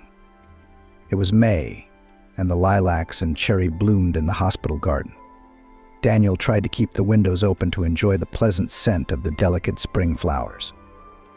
That morning, 3 people entered his office for a discharge: a radiant man and woman, and Rebecca. The girl looked a little sad. I'm going to miss you, she said, glancing at her doctor. We have been such friends, and now we have to part. It's sad. I'll miss you, too, Daniel admitted. Rebecca's words touched him, filled his heart with warmth. But it's better if you don't go to doctors too much in the future. Doctors are the best people, Rebecca said fervently. Daniel smiled. Then his attention turned to the girl's parents. He explained to them what to do next, how to rehabilitate their daughter, when to have her examined, just in case. Rebecca's father listened attentively, and her mother wrote everything down in a notebook. The girl herself was looking around curiously. It was the first time she was in a doctor's office. She was especially interested in the anatomical posters on the walls. Let's say goodbye, Daniel smiled as he finished talking to the parents of the little patient. Oh, I have a present for you. The girl realized and took out a small cardboard box from her purse, glued with shiny foil and decorated with tiny roses made of red paper. What a beauty. Daniel marveled. He was really impressed with the creation he had found. Rebecca's fine motor skills were excellent.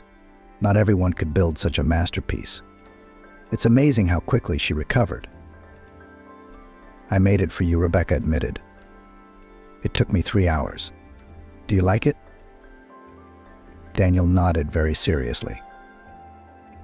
This box will have a place of honor in my collection. Look at it. With these words, the man walked over to the shelves by the window. There, on the top shelf, he had his own museum. Rebecca was not the first little patient to thank the doctor with a gift made with her own hands. Daniel was good with children, so he already had a whole collection. The man did not throw away the children's creations. He kept them carefully. The little patients tried so hard to please him. These cute things had a special energy. Daniel placed Rebecca's box in the center of the room. Wow, what talented children you have here, Rebecca said with sincere admiration.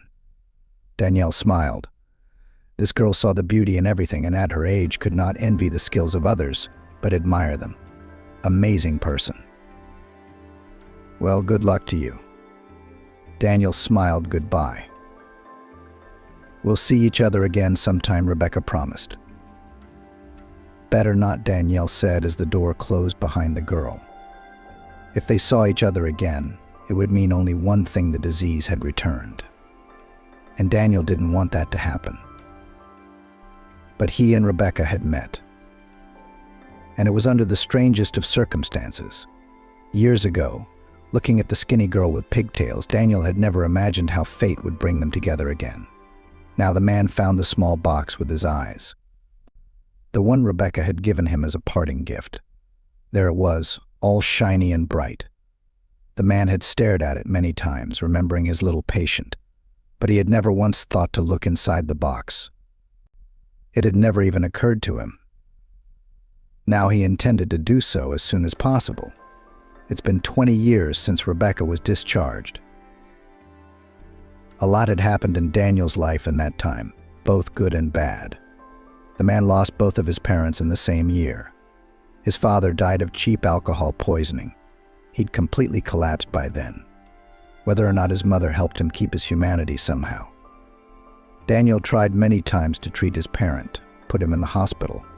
It was all in vain. Doctors are powerless if the patient doesn't want to get better. And his mother had a heart attack shortly after her husband's funeral. Daniel realized that both parents had not coped with the loss. Neither had been able to move on with their lives, and he himself had not helped them. Daniel himself believed it was his job that pulled him through. Every child's life he saved, he mentally dedicated to his brother Hugo. That must have been why the confidence lived in the man. Hugo hadn't lived long, but he hadn't come into this world for nothing. Thanks to what had happened to his brother, Daniel had entered the profession and was now treating children. This thought was very supportive to the man. His father and mother had no such support. Daniel felt the loss of his parents very hard, even if they did not communicate much. But the man always knew there are people who love him, always waiting for him, proud of him. To remain suddenly completely alone in this world. A grown man was not ready for this. During this difficult period in Daniel's life, Carolyn appeared. They met by chance. They were in the same company at the anniversary of Daniel's colleague. The celebration was held in a restaurant. Luxuriously served tables, live music, dressed-up guests, light, pleasant atmosphere. Daniel immediately noticed her, a tall, slender young woman with sad eyes. She sat in the far corner of the long table and looked. It was hard to describe, a look that couldn't leave Daniel indifferent. Long wavy hair, thin hands with graceful fingers, high cheekbones, and for some reason sad eyes. He wanted to unravel the mystery of this silent beauty. What is she sad about, and why is she sad? Somehow he was immediately drawn to her. Gaining courage, Daniel asked the girl to dance. So Carolyn said yes. She even seemed pleased. It was during this dance that they met. The girl's name was Carolyn. She was a cousin of the Jubilee, Daniel's colleague. The young beauty worked as a labor economist for a large oil company. She also liked the same movies as Daniel and listened to the same bands as he did. They turned out to have a lot in common. A love of traveling, a love of classical music, a desire to live somewhere in the country. Anyway, Daniel and Carolyn left the restaurant together. They wandered around the city, sat in cafes, wandered into nightclubs and talked. They got to know each other more and more. Soon they both realized they couldn't live without each other anymore. Daniel never thought that he would have such a person, understanding, sensitive, loving. Someone who could detect the slightest change in his mood, who knew how to cheer him up in any situation. Happiness in the form of Carolyn had come upon him quite unexpectedly. Just holding Carolyn's hand, looking into her eyes, seeing her beautiful warm smile, it was enough to make Daniel feel completely happy. Daniel, of course, solved the mystery of the girl's sad eyes on the anniversary. Luckily for him, she had broken up with a young man just the day before, and they were already getting ready to get married. Carolyn caught the groom with someone else. The guy turned out to be a womanizer. Lucky it all came out before the wedding. That's why Carolyn was sad at her brother's anniversary party. After hearing this story, Daniel mentally thanked fate for such a gift. He and Carolyn married, moved to the country, as they had once wanted to. They bought a wonderful house with a large garden. There were no noisy roads or crowds of people rushing about. Here you could really rest and relax after work. Yes, it took a little longer to get there, but it was worth it. There were many rooms in the house. 3 of them the couple planned to give for children. Both dreamed of a large family and even had no doubt that they would have at least 3 heirs. And there as it goes. With the addition to the family, the couple decided not to delay. Both were ready for children, both already established in the career. It was the right time to become parents. Only in the first year of planning a baby, nothing worked out. The couple didn't worry at the time. They knew that it happens. They enjoyed each other, the new house, made plans, dreamed, talked a lot about the future. It seemed that just a little bit more and a miracle would happen. How could it not? But it didn't. The miracle did not happen next year or in another year. Of course, the couple went to the doctors. Of course, Daniel got an appointment with the best fertility specialists. Both spouses underwent a thorough examination. Everything turned out to be fine with the father-to-be. Carolyn, on the other hand, was found to have serious reproductive problems. They did not threaten or interfere in any way, but they were an obstacle on the way to the cherished motherhood. And so began years of treatment. Carolyn obediently followed all the doctor's prescriptions, did not miss appointments, drank medicines, endured painful manipulations and unpleasant examinations. She did everything so that the children's rooms in their home would not be empty. And still nothing worked. Daniel felt sorry for Carolyn. She took every failure so hard. At first she was hopeful, almost certain of success, flying on wings. Then bitter disappointment, tears, despondency, and so it goes on and on and on. Will you stop it? One day Daniel had a serious talk with his wife. You're exhausting yourself, wasting time and nerves, ruining your health. I love you. I don't want you to suffer. Let's live for ourselves, for each other. I love you too. Carolyn smiled sadly. And that's why I'm going to give you a son. You'll see, everything will work out. I have a special feeling. Daniel sighed heavily then. He tried once again to convince his wife that he didn't have to suffer and agonize because of him, that Carolyn herself was important to him. It doesn't matter if she has a baby or not. Everything will be fine. Carolyn shook her head. We'll have a baby soon. I'm sure of it. Carolyn was right. I guess she did have a keen intuition. A couple months after that conversation, a miracle happened. Daniel vividly remembered the morning Carolyn told him the good news. The pregnancy test had come back positive. How happy were the eyes of the expectant mom. Daniel was breathless at her words, and suddenly tears welled up in his eyes. Was their dream almost coming true? As a doctor, Daniel was aware of the risks. Not all pregnancies end with the birth of a baby. There was still a long and difficult road ahead, especially with Carolyn's health not in good shape. But they had a chance. and it's a good one. Finally, the pregnancy is proving to be a real challenge. Carolyn almost lost the baby several times at different stages. She had to go into labor and delivery every now and then. Carolyn didn't complain, followed all the doctor's recommendations, and took care of herself like a crystal vase. What an anxious, exciting period it was. Carolyn had many ultrasounds, so it became known early on that she was expecting a boy. "I told you I was going to give you a son." Carolyn rejoiced. "And then 2 more daughters. We have 3 nurseries." The threat persisted throughout the pregnancy. The baby seemed to be progressing well. The problem was Carolyn's health. She was getting worse and worse. The body coped poorly with the load and now and then wanted to get rid of the woman from the impossible burden. The doctors kept the pregnancy alive. Daniel, as much as he could, tried to support his wife. All in all, it was hard on everyone. Of course, Carolyn was the one who suffered the most, but she did not complain about anything, did not regret. The woman knew what all this suffering was for. For the sake of the child, Carolyn was ready to endure anything. The labor began much earlier than the due date.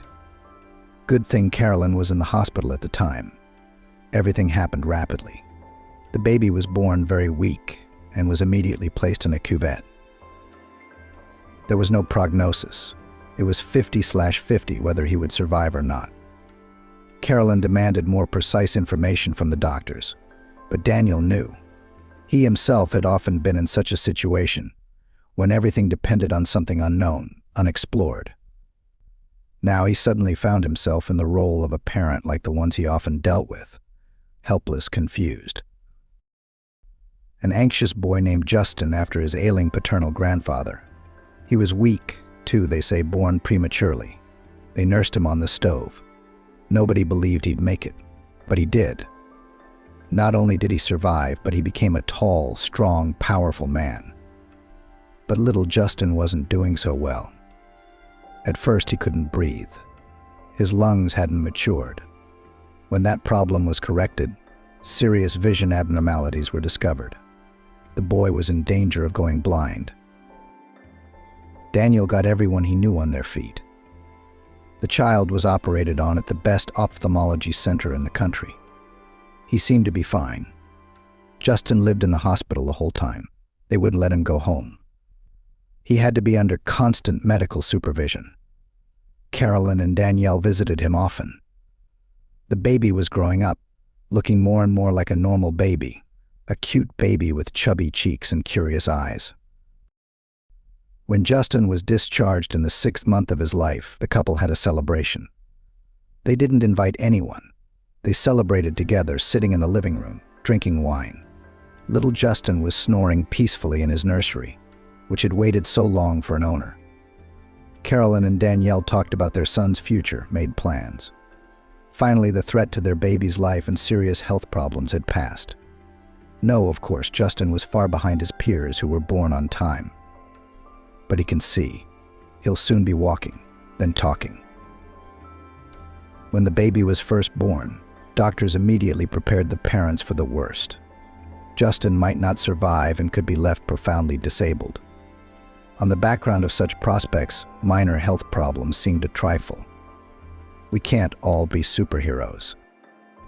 "I think our Justin will be smart," Carolyn speculated about her son's future. "His eyes are so attentive, studying. It's as if he already understands everything." Daniel smiled. He didn't notice anything like that. A child is just a child. The main thing is that it is alive and relatively healthy. But he didn't want to upset his wife. All the more, who knows, maybe she was right. Life went on as usual. Daniel worked hard. The number of patients, unfortunately, did not decrease. Every day, children from all over the country needed the help of an experienced neurosurgeon. Carolyn was busy at home, cooking mind-blowing dishes, recipes for which she found on the internet, creating coziness in the rooms. Daniel returned to his family nest with great joy every time. Dizzying aromas from the kitchen. Cleanliness and order. Around here, you'd miss it. A wife and a son. That's happiness. It wasn't so easy with Justin, though. The effects of prematurity continued to manifest themselves. The boy was often sick, and not like other children, a temperature for a couple of days and again jumps like a young goat. No, Justin was hospitalized 5 times before the age of 3 with pneumonia. His son grew up weak, pale, and sickly. Sometimes Daniel's heart ached with pity and tenderness when he saw Justin. He was fragile, vulnerable. Justin quickly grew tired of playing with his friends on the playground. The other kids were running around the square, having noisy battles, laughing a lot. Justin was eager to be part of this fun group, and the children were happy to welcome him. Justin was a wonderful guy, smart, kind, sensitive. Such are usually loved in teams. But the boy's battery quickly ran out, and he returned to his mother or father on the bench. So in sat the kid until the end of the walk, looking longingly at the merry peers. It was a sad sight. But Daniel was sure Justin would get over it. After all, he was the one who had to overcome a lot of things right after he was born. He'd get over it too. Sometimes Daniel and Carolyn talked about having a second child. After all, they had both originally planned a large family. But now, looking at Justin, they were afraid. At least their son wasn't disabled. And how many risks were there if things got worse the second time around? And Carolyn could hardly endure the pregnancy. She herself was on the verge of death many times. The couple was scared. They were afraid of repeating the story with a more severe outcome, and therefore did not hurry to plan a second child. Carolyn often went with Justin to clinics and rehabilitation centers. The baby needed a lot of attention and care more than healthy children. The boy was engaged in a variety of specialists, sports coaches, homeopaths, early development experts. The results, of course, there were, especially in terms of mental abilities. At the age of 3, Justin was already slowly reading and quite fluently operated with numbers within 5. A little genius, that's what his acquaintances jokingly called Justin. Daniel was proud of his son's progress. It turned out to be such a joy when your child succeeds in something. But physically, Justin was still very weak. He couldn't even go to daycare because he picked up infections so quickly. And that was troubling. Daniel chased the bad thoughts away, reassured himself that the child was under the control of doctors, and they found nothing serious. Or maybe someone had a bad feeling about Daniel. How many children had he seen in his life? Hundreds of little patients had passed through his hands, and the man had learned to distinguish strong, promising kids with good potential from the troubled ones. Unfortunately, Justin fell into the latter category. Daniel didn't share his suspicions with his wife. She was worried enough as it was. Maybe she sensed something too. Trouble came on New Year's Eve. Justin took a little longer than usual to walk with his mother on the slide, which was built in the center of their cottage village. The weather was warm, and snow was falling in large flakes from the sky. It was beautiful. The scenery was like a Christmas card. Justin still didn't want to go home. Carolyn went along with him and let him go out in the snow with the neighborhood kids. The boy, as always, quickly tired and sat down on a bench closer to his mother. But he still refused to come back. He sat with a smile, watching his peers, who began to build a snow fortress. And then the boy didn't have the strength to go home. Carolyn, as always, carried him to the porch in her arms. Justin was only 3.5 years old, yet he weighed probably as much as 2 one-year-olds. By late afternoon, the boy had a fever. He must have sweated while playing on the slide and then frozen on the bench. Carolyn called a doctor right away. He examined the child, prescribed medication, and told her to keep an eye on him. By morning, it was obvious that hospitalization was unavoidable. Justin was burning up. The antipyretics weren't working. Daniel called an ambulance, which took Carolyn and Justin away. The man himself followed them in his car. From the emergency room, the boy was taken up to the intensive care unit. The parents were released to go home. Carolyn cried all the way home, berating herself. We should have brought him home right away, but he was begging for us to stay. I let a 3-year-old get in the way. It's all my fault." Daniel tried unsuccessfully to calm his wife, but he was not very successful. Justin was again diagnosed with pneumonia, this time bilateral. The baby was in intensive care in critical condition. Again, Danielle and Carolyn lay awake at night, startled by every phone call. What if it was from the hospital? Carolyn didn't know everything. Since Danielle, using her connections, had asked the attending physician not to fill her in on the frightening details, Justin was between life and death. He was hooked up to machines, treated with powerful medications. The hope that the boy would survive was fading by the day. Secretly from his wife, Daniel went out to prominent professors, consulted even with foreign colleagues, looking for salvation for his son. It was hard to go through it all alone. But telling Carolyn that Justin was in critical condition was not an option. The treatment helped. Justin was slowly on the mend. Danielle exhaled. The baby still remained in the NICU, but his life was now out of danger. The crisis had passed. True, the serious illness plus intensive treatment had not gone away. Justin was once again cured of pneumonia, but the price was an acquired heart defect. Many of the drugs the boy was given had side effects.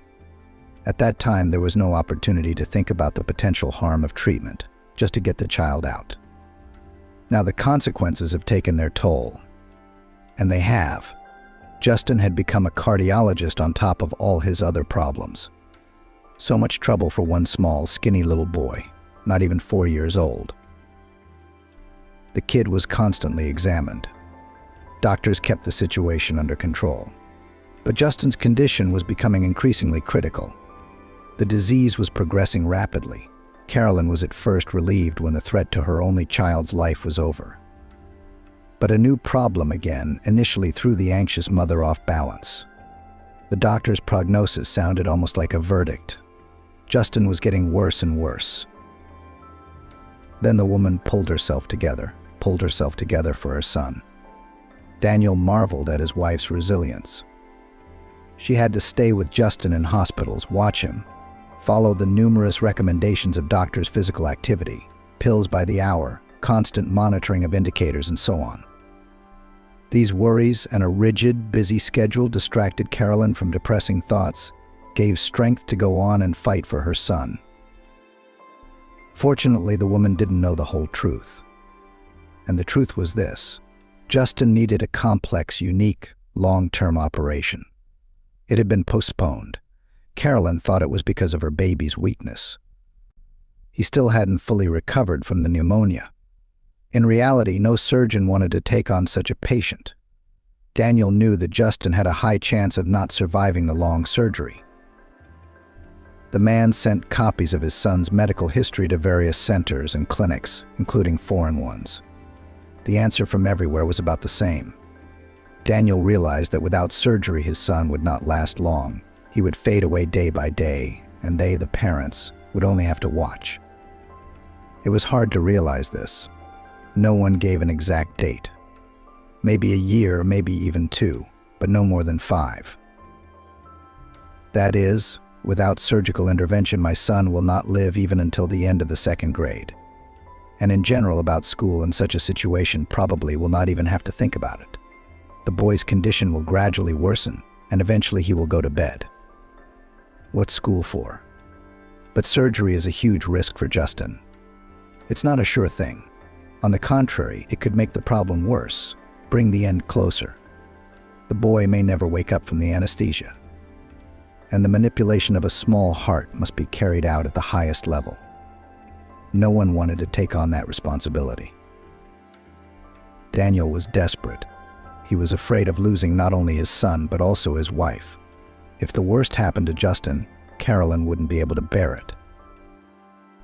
That evening, the man sat in his office. It had been a long shift. He hadn't had a minute all day to sort through the paperwork. And now Daniel was making up for lost time. He didn't hurry home. No one was there anyway. Carolyn was back in the hospital with Justin. The boy needed supportive therapy. Her wife, unlike Daniel, still believed that everything would be all right. She didn't know how things really were. The man often doubted whether he was doing the right thing, hiding the truth from his beloved. But he didn't dare to tell Carolyn everything. The figures in the report jumped in front of his eyes. Daniel could not concentrate.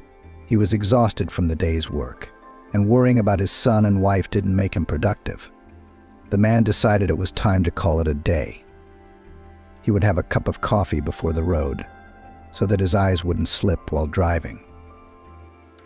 Daniel walked to the coffee machine at the far end of the hallway. From a distance, he spotted Franklin, a colleague and longtime friend from the cardiology department. The man had tried to help Daniel in his difficult situation as best he could.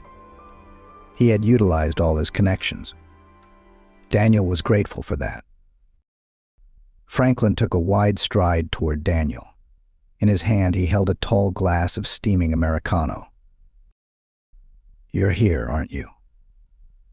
Franklin smiled at his friend. "What else you got going on at home?" "That's great," Daniel replied. "I've got great news for you. I thought I'd tell you tomorrow. But now that you're here.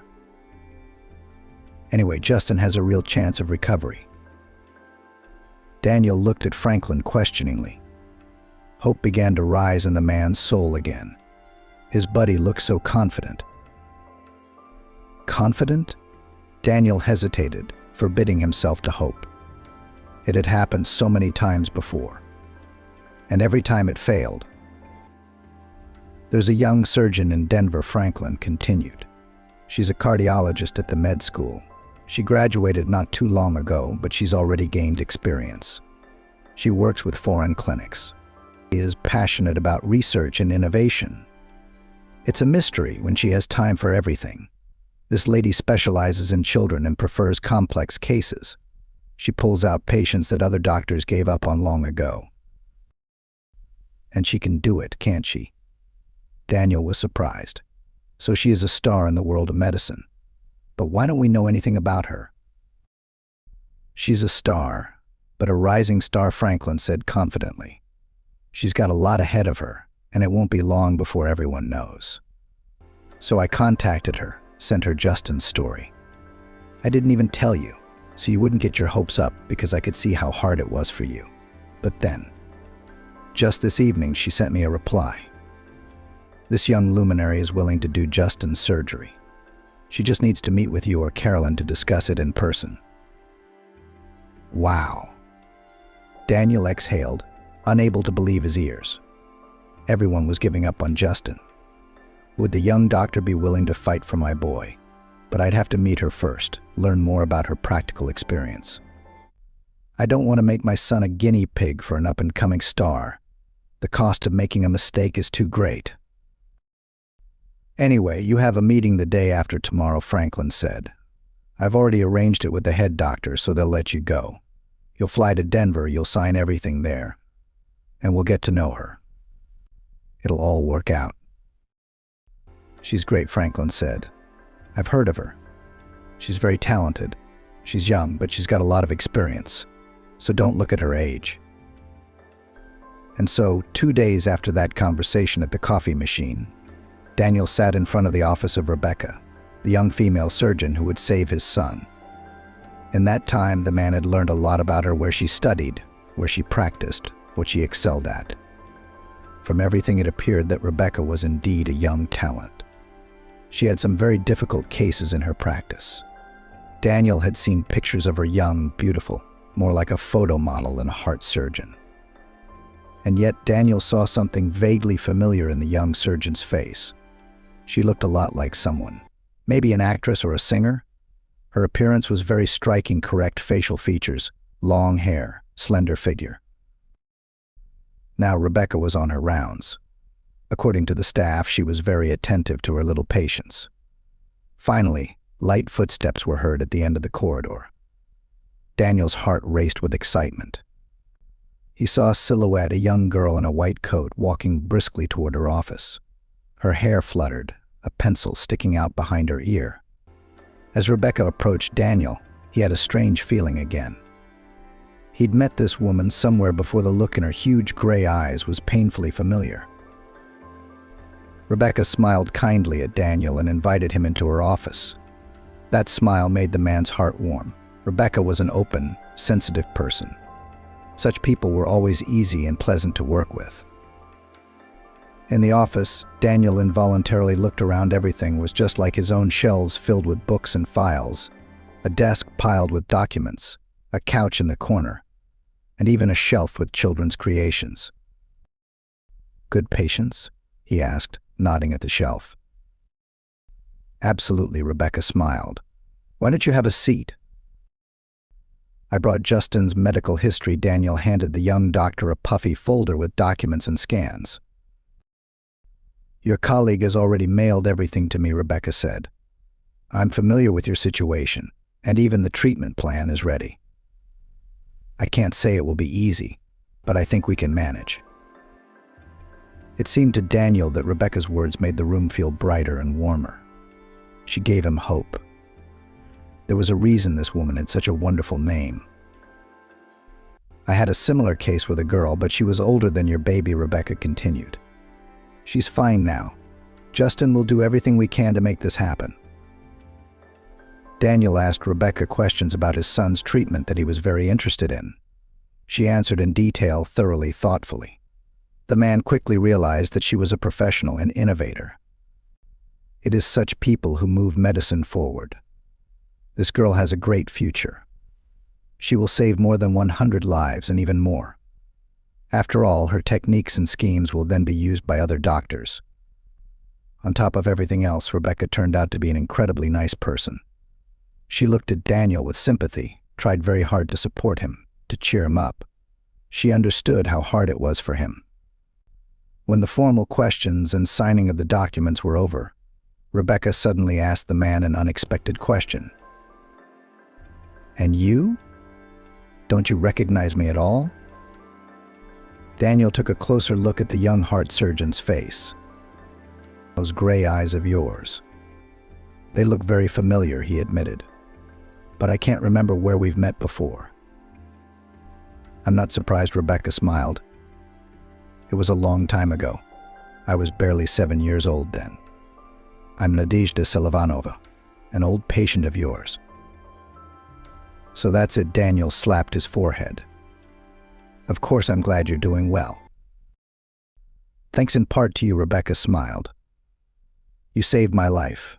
They didn't even want to take me on. They'd written me off. That's what Dad told me later. And back then, when I was bedridden, my parents assured me that everything would be fine. Although the doctors told them otherwise," Rebecca continued, "they wanted me to believe in the best. It was the right thing to do." Daniel nodded his head. "I remember your parents, too. They're wonderful." The man switched to you in an unnoticeable way. It wasn't a woman surgeon he didn't know well. And Nadia was the same, Nadenka. "I'll do anything to save your son," Rebecca said. "It's amazing what fate has thrown my way. Justin has become my patient. There's a reason for that. I believe in signs. We surgeons are superstitious, the new ones know that." "Yes, that's true," Daniel nodded. "I believe in signs too. That's how fate works. Now I'm in your parents' shoes. What was it like for them? I felt it all. It's scary to imagine. But don't worry, everything will be fine." Organizing Justin's transportation to Nizhny Novgorod took several days. We had to prepare documents, take a lot of tests, conduct another examination. Daniel had a lot of help from all his colleagues. In the end, we managed even faster than we had planned. And now the baby was already in the hospital under the careful supervision of Rebecca. She immediately found a common language with both Justin and Carolyn. Both of them literally fell in love with the smiling young doctor. Rebecca's mere presence gave them confidence in a happy outcome. Daniel never met her again. Rebecca had a lot of work to do. She didn't have time for chit-chat. But they did talk on the phone a few times, discussing the upcoming surgery. The surgery lasted 8 hours. During that time, Danielle and Carolyn were worried sick. First they sat in the hospital, then they wandered around the neighborhood of the medical center. It seems that they sat in a cafe, visited some museum. After a while, the couple couldn't even remember what they did to fill the agonizing hours of waiting. Daniel held Carolyn's hand tightly. Her palm was cold, icy cold, although May had been hot and sunny that year. Daniel was impatient every minute, pulling his cell phone out of his pocket, fiddling with it, flipping through the news feed. He waited for the call. "When the surgery is over, Rebecca will call," she promised, Carolyn said. "Why are you so worried?" "It won't be much longer. My surgeries take longer than that," Daniel tried to reassure her.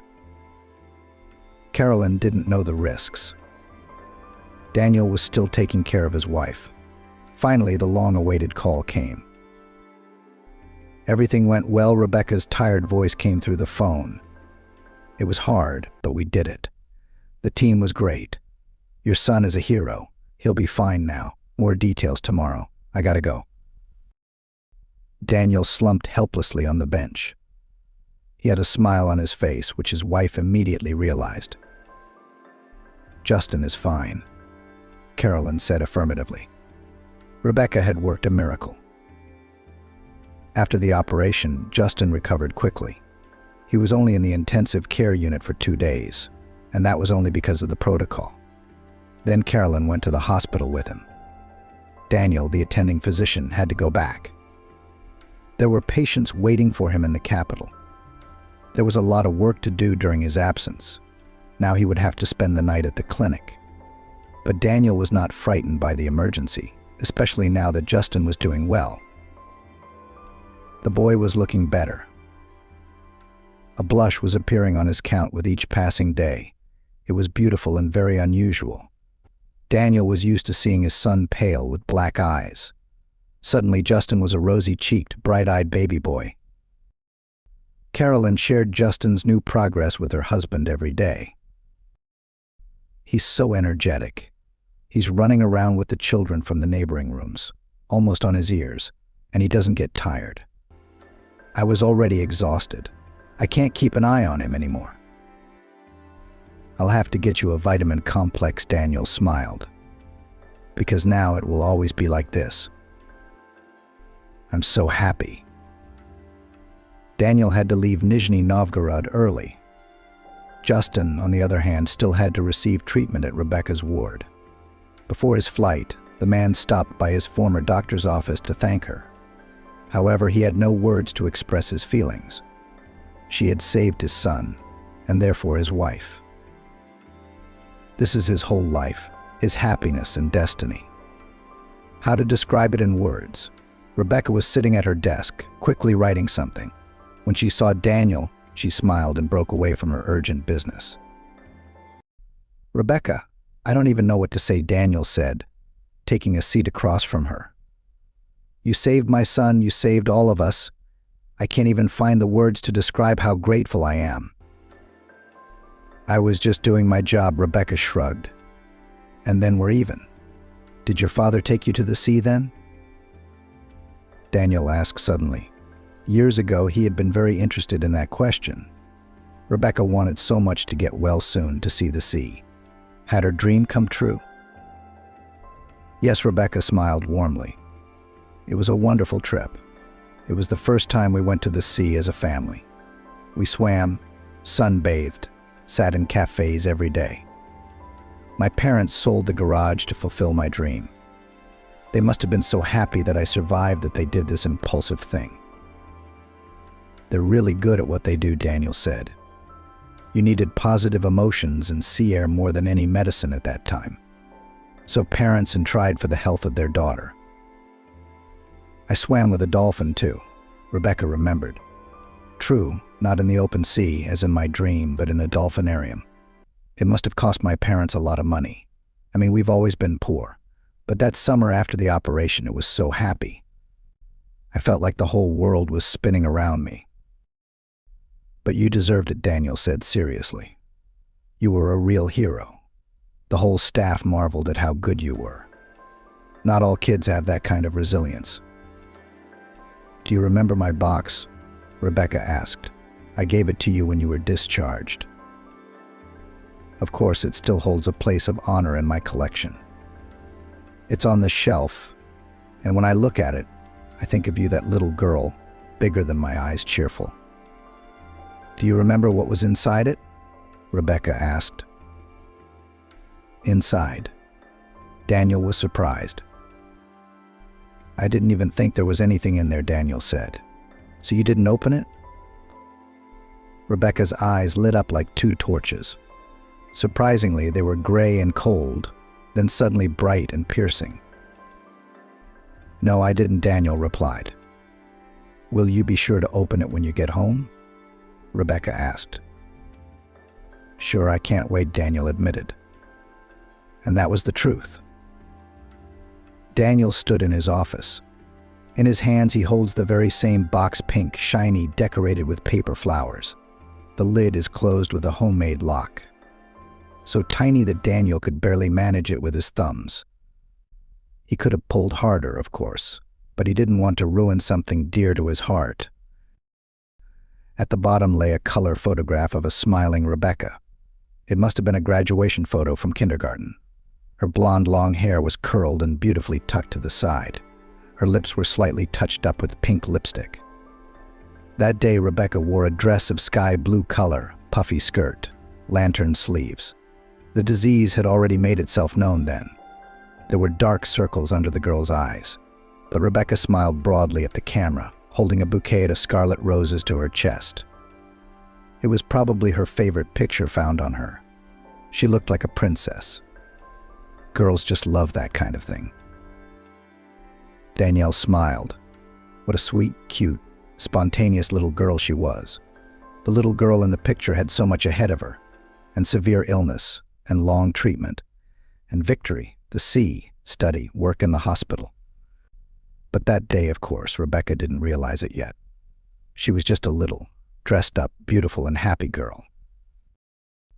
Daniel turned the picture over as he thought. On the back was a message. Rebecca had written it years ago in her childish, clumsy handwriting. The letters jumped around, leaning in different directions. There were many reasons for that. Instead of learning and practicing her handwriting, Rebecca had to undergo long and hard medical treatment. Besides, after the operation, her fingers were still not quite right. In fact, Rebecca was a future doctor. And we all know the jokes about their handwriting. Thank you for living, Daniel read on the back of the photo. I was told you saved me. I will now live, go to the sea. I will have children of my own someday. And I will also definitely become a doctor. I will also save children. I promise you that. You'll see in many years you'll be proud of me. Daniel looked at the scrawled lines written by a child's hand and felt an avalanche of emotions coming over him. He had not only saved Rebecca's life, he had also determined her fate. The girl promised him that she would become a doctor, and she did. And she became a doctor. The kind of doctor one turns to when there's no hope of salvation. Ironically, he had saved little Rebecca, and now she had saved his son. And not just Justin. You can't make this stuff up. I opened the box. Daniel grabbed his phone and started typing a message to Rebecca. I figured it out. It's amazing. I can't believe it. Rebecca responded with a long string of smiley faces and hearts. I guess she was busy again. Well, busyness was a common concern. But Daniel was sure when Rebecca got his message, she definitely smiled. A little more time passed. Justin had already recovered completely. Carolyn, lying with her son in the hospital, didn't recognize her boy. Why does he have so much energy? She wondered joyfully during phone conversations with her husband. He jumps, constantly on the move. And how many ideas he has. He is cramped in the hospital corridors in a small yard. I can't wait to be discharged. That's great, said Daniel. What does Rebecca say when you're discharged? Next week. They said they'd meet us at work. Sure enough, discharge day arrived. Daniel was told to be there at 10, but he was early on purpose. He wanted to talk to Rebecca again, ask some questions, and thank her again, of course. Now he had a healthy, energetic child, a happy, calm wife, a bright future. And it was all thanks to her, Rebecca. Daniel found out in advance what time Rebecca's meeting ended. He intended to be able to talk to her in the short time between the meeting and patient rounds. When Rebecca saw Daniel at the office, she was genuinely pleased. "I knew you were coming," she said. "Let's go into my office. I'll tell you how Justin's doing. I'll outline a plan of action. In fact, would you like some coffee? I'd love some. I have a box of brownies. Care to join me?" Daniel nodded with a smile. They sat in Rebecca's office, drinking coffee and pastries, talking like old acquaintances.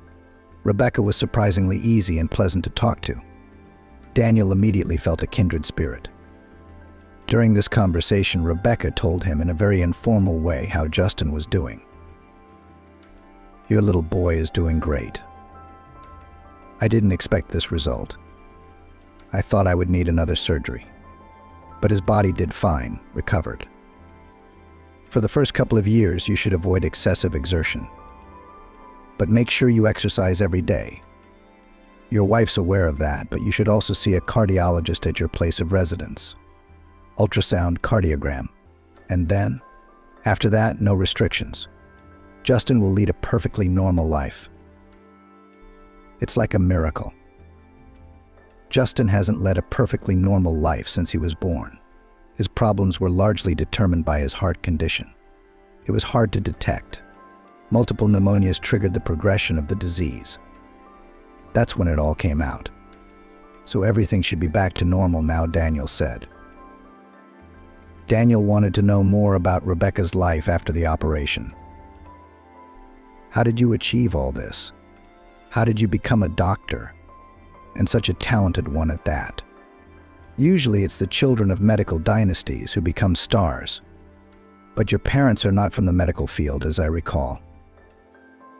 "Far from it," Rebecca grinned. "Dad's a driver, Mom's a librarian. But I had a goal." Rebecca's goal took shape as soon as she learned from her parents that she was on the brink of life and death. While the girl felt bad and could not get out of bed, her mother and father encouraged her in every possible way, assuring her that she would soon be helped. In fact, at that time, the parents had already lost all hope.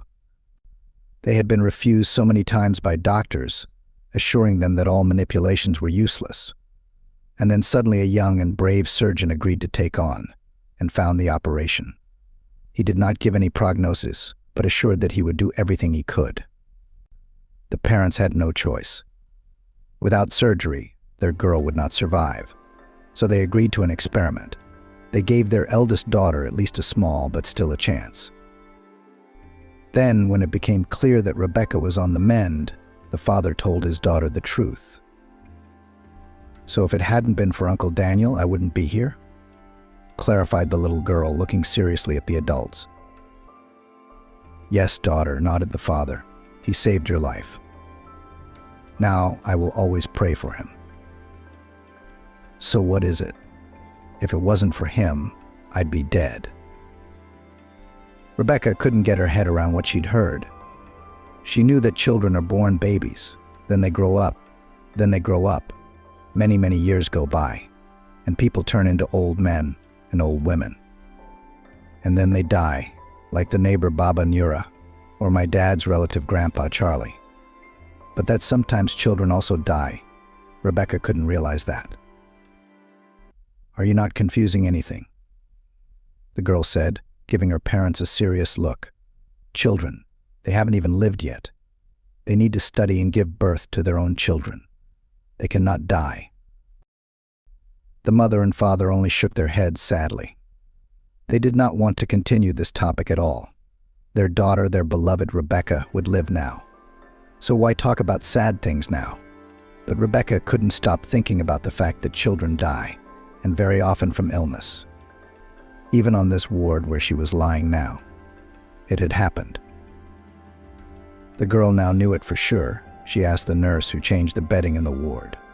She turned out to be talkative, so she told the curious girl the whole truth. That night, Rebecca couldn't sleep from the realization of injustice. She kept thinking about how sad and frightening it was. She could have done the same thing herself. It was her Uncle Daniel who saved her. Uncle Daniel. He's so handsome, so kind, so smart, the best. Uncle Daniel always understood her. If Rebecca wanted candy, he'd find her candy. If she wanted a soda, he'd get her a soda. He was a wizard. And now it turns out that Uncle Daniel didn't just cure her, he saved her life. Oh my gosh, Uncle Daniel, he's a good man. He's doing a great thing, saving children. Then they live and study, work, go to the sea and have babies of their own. I want to be like Uncle Daniel, Rebecca said with determination. She said this phrase out loud into the emptiness and darkness of the hospital room. From then on, Rebecca had no doubts about who she would be when she grew up. And to make sure Uncle Daniel had no doubts, she wrote him a letter on the back of a photograph. Daddy said to be thankful he told Rebecca to make a gift for Uncle Daniel. Rebecca glued a box for him. She worked very hard. She wanted the box to be perfect. The result, of course, was not quite to her liking. But it was still not bad. In the box, Rebecca put a picture of herself with a message. On the back, she had no doubt that Uncle Daniel wouldn't open the box. It hadn't even occurred to her. Boxes are meant to be opened. So Rebecca had already decided on her future profession at the age of 7.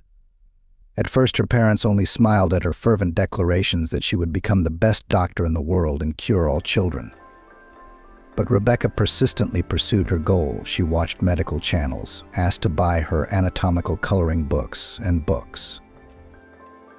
Gradually, she began to understand the complex Latin names, learned the basics of genetics, read chemistry textbooks from the local library, and all by herself, with great enthusiasm. Rebecca found it difficult at first. Complicated terms, obscure words. But then the girl got into it. It turned out that medicine is very interesting and fascinating. And the goal, the very goal, still beckoned her, loomed before her eyes as a guiding star. The girl wanted to become like Uncle Daniel. There should be a lot of such people on Earth, so that there would be enough for all the sick children. Her parents tried to talk her out of going to medical school. You're a smart girl, of course, but there's such a competition. Lamented the mother. No enrollment, you'll have to lose a year of time somewhere. Submit documents.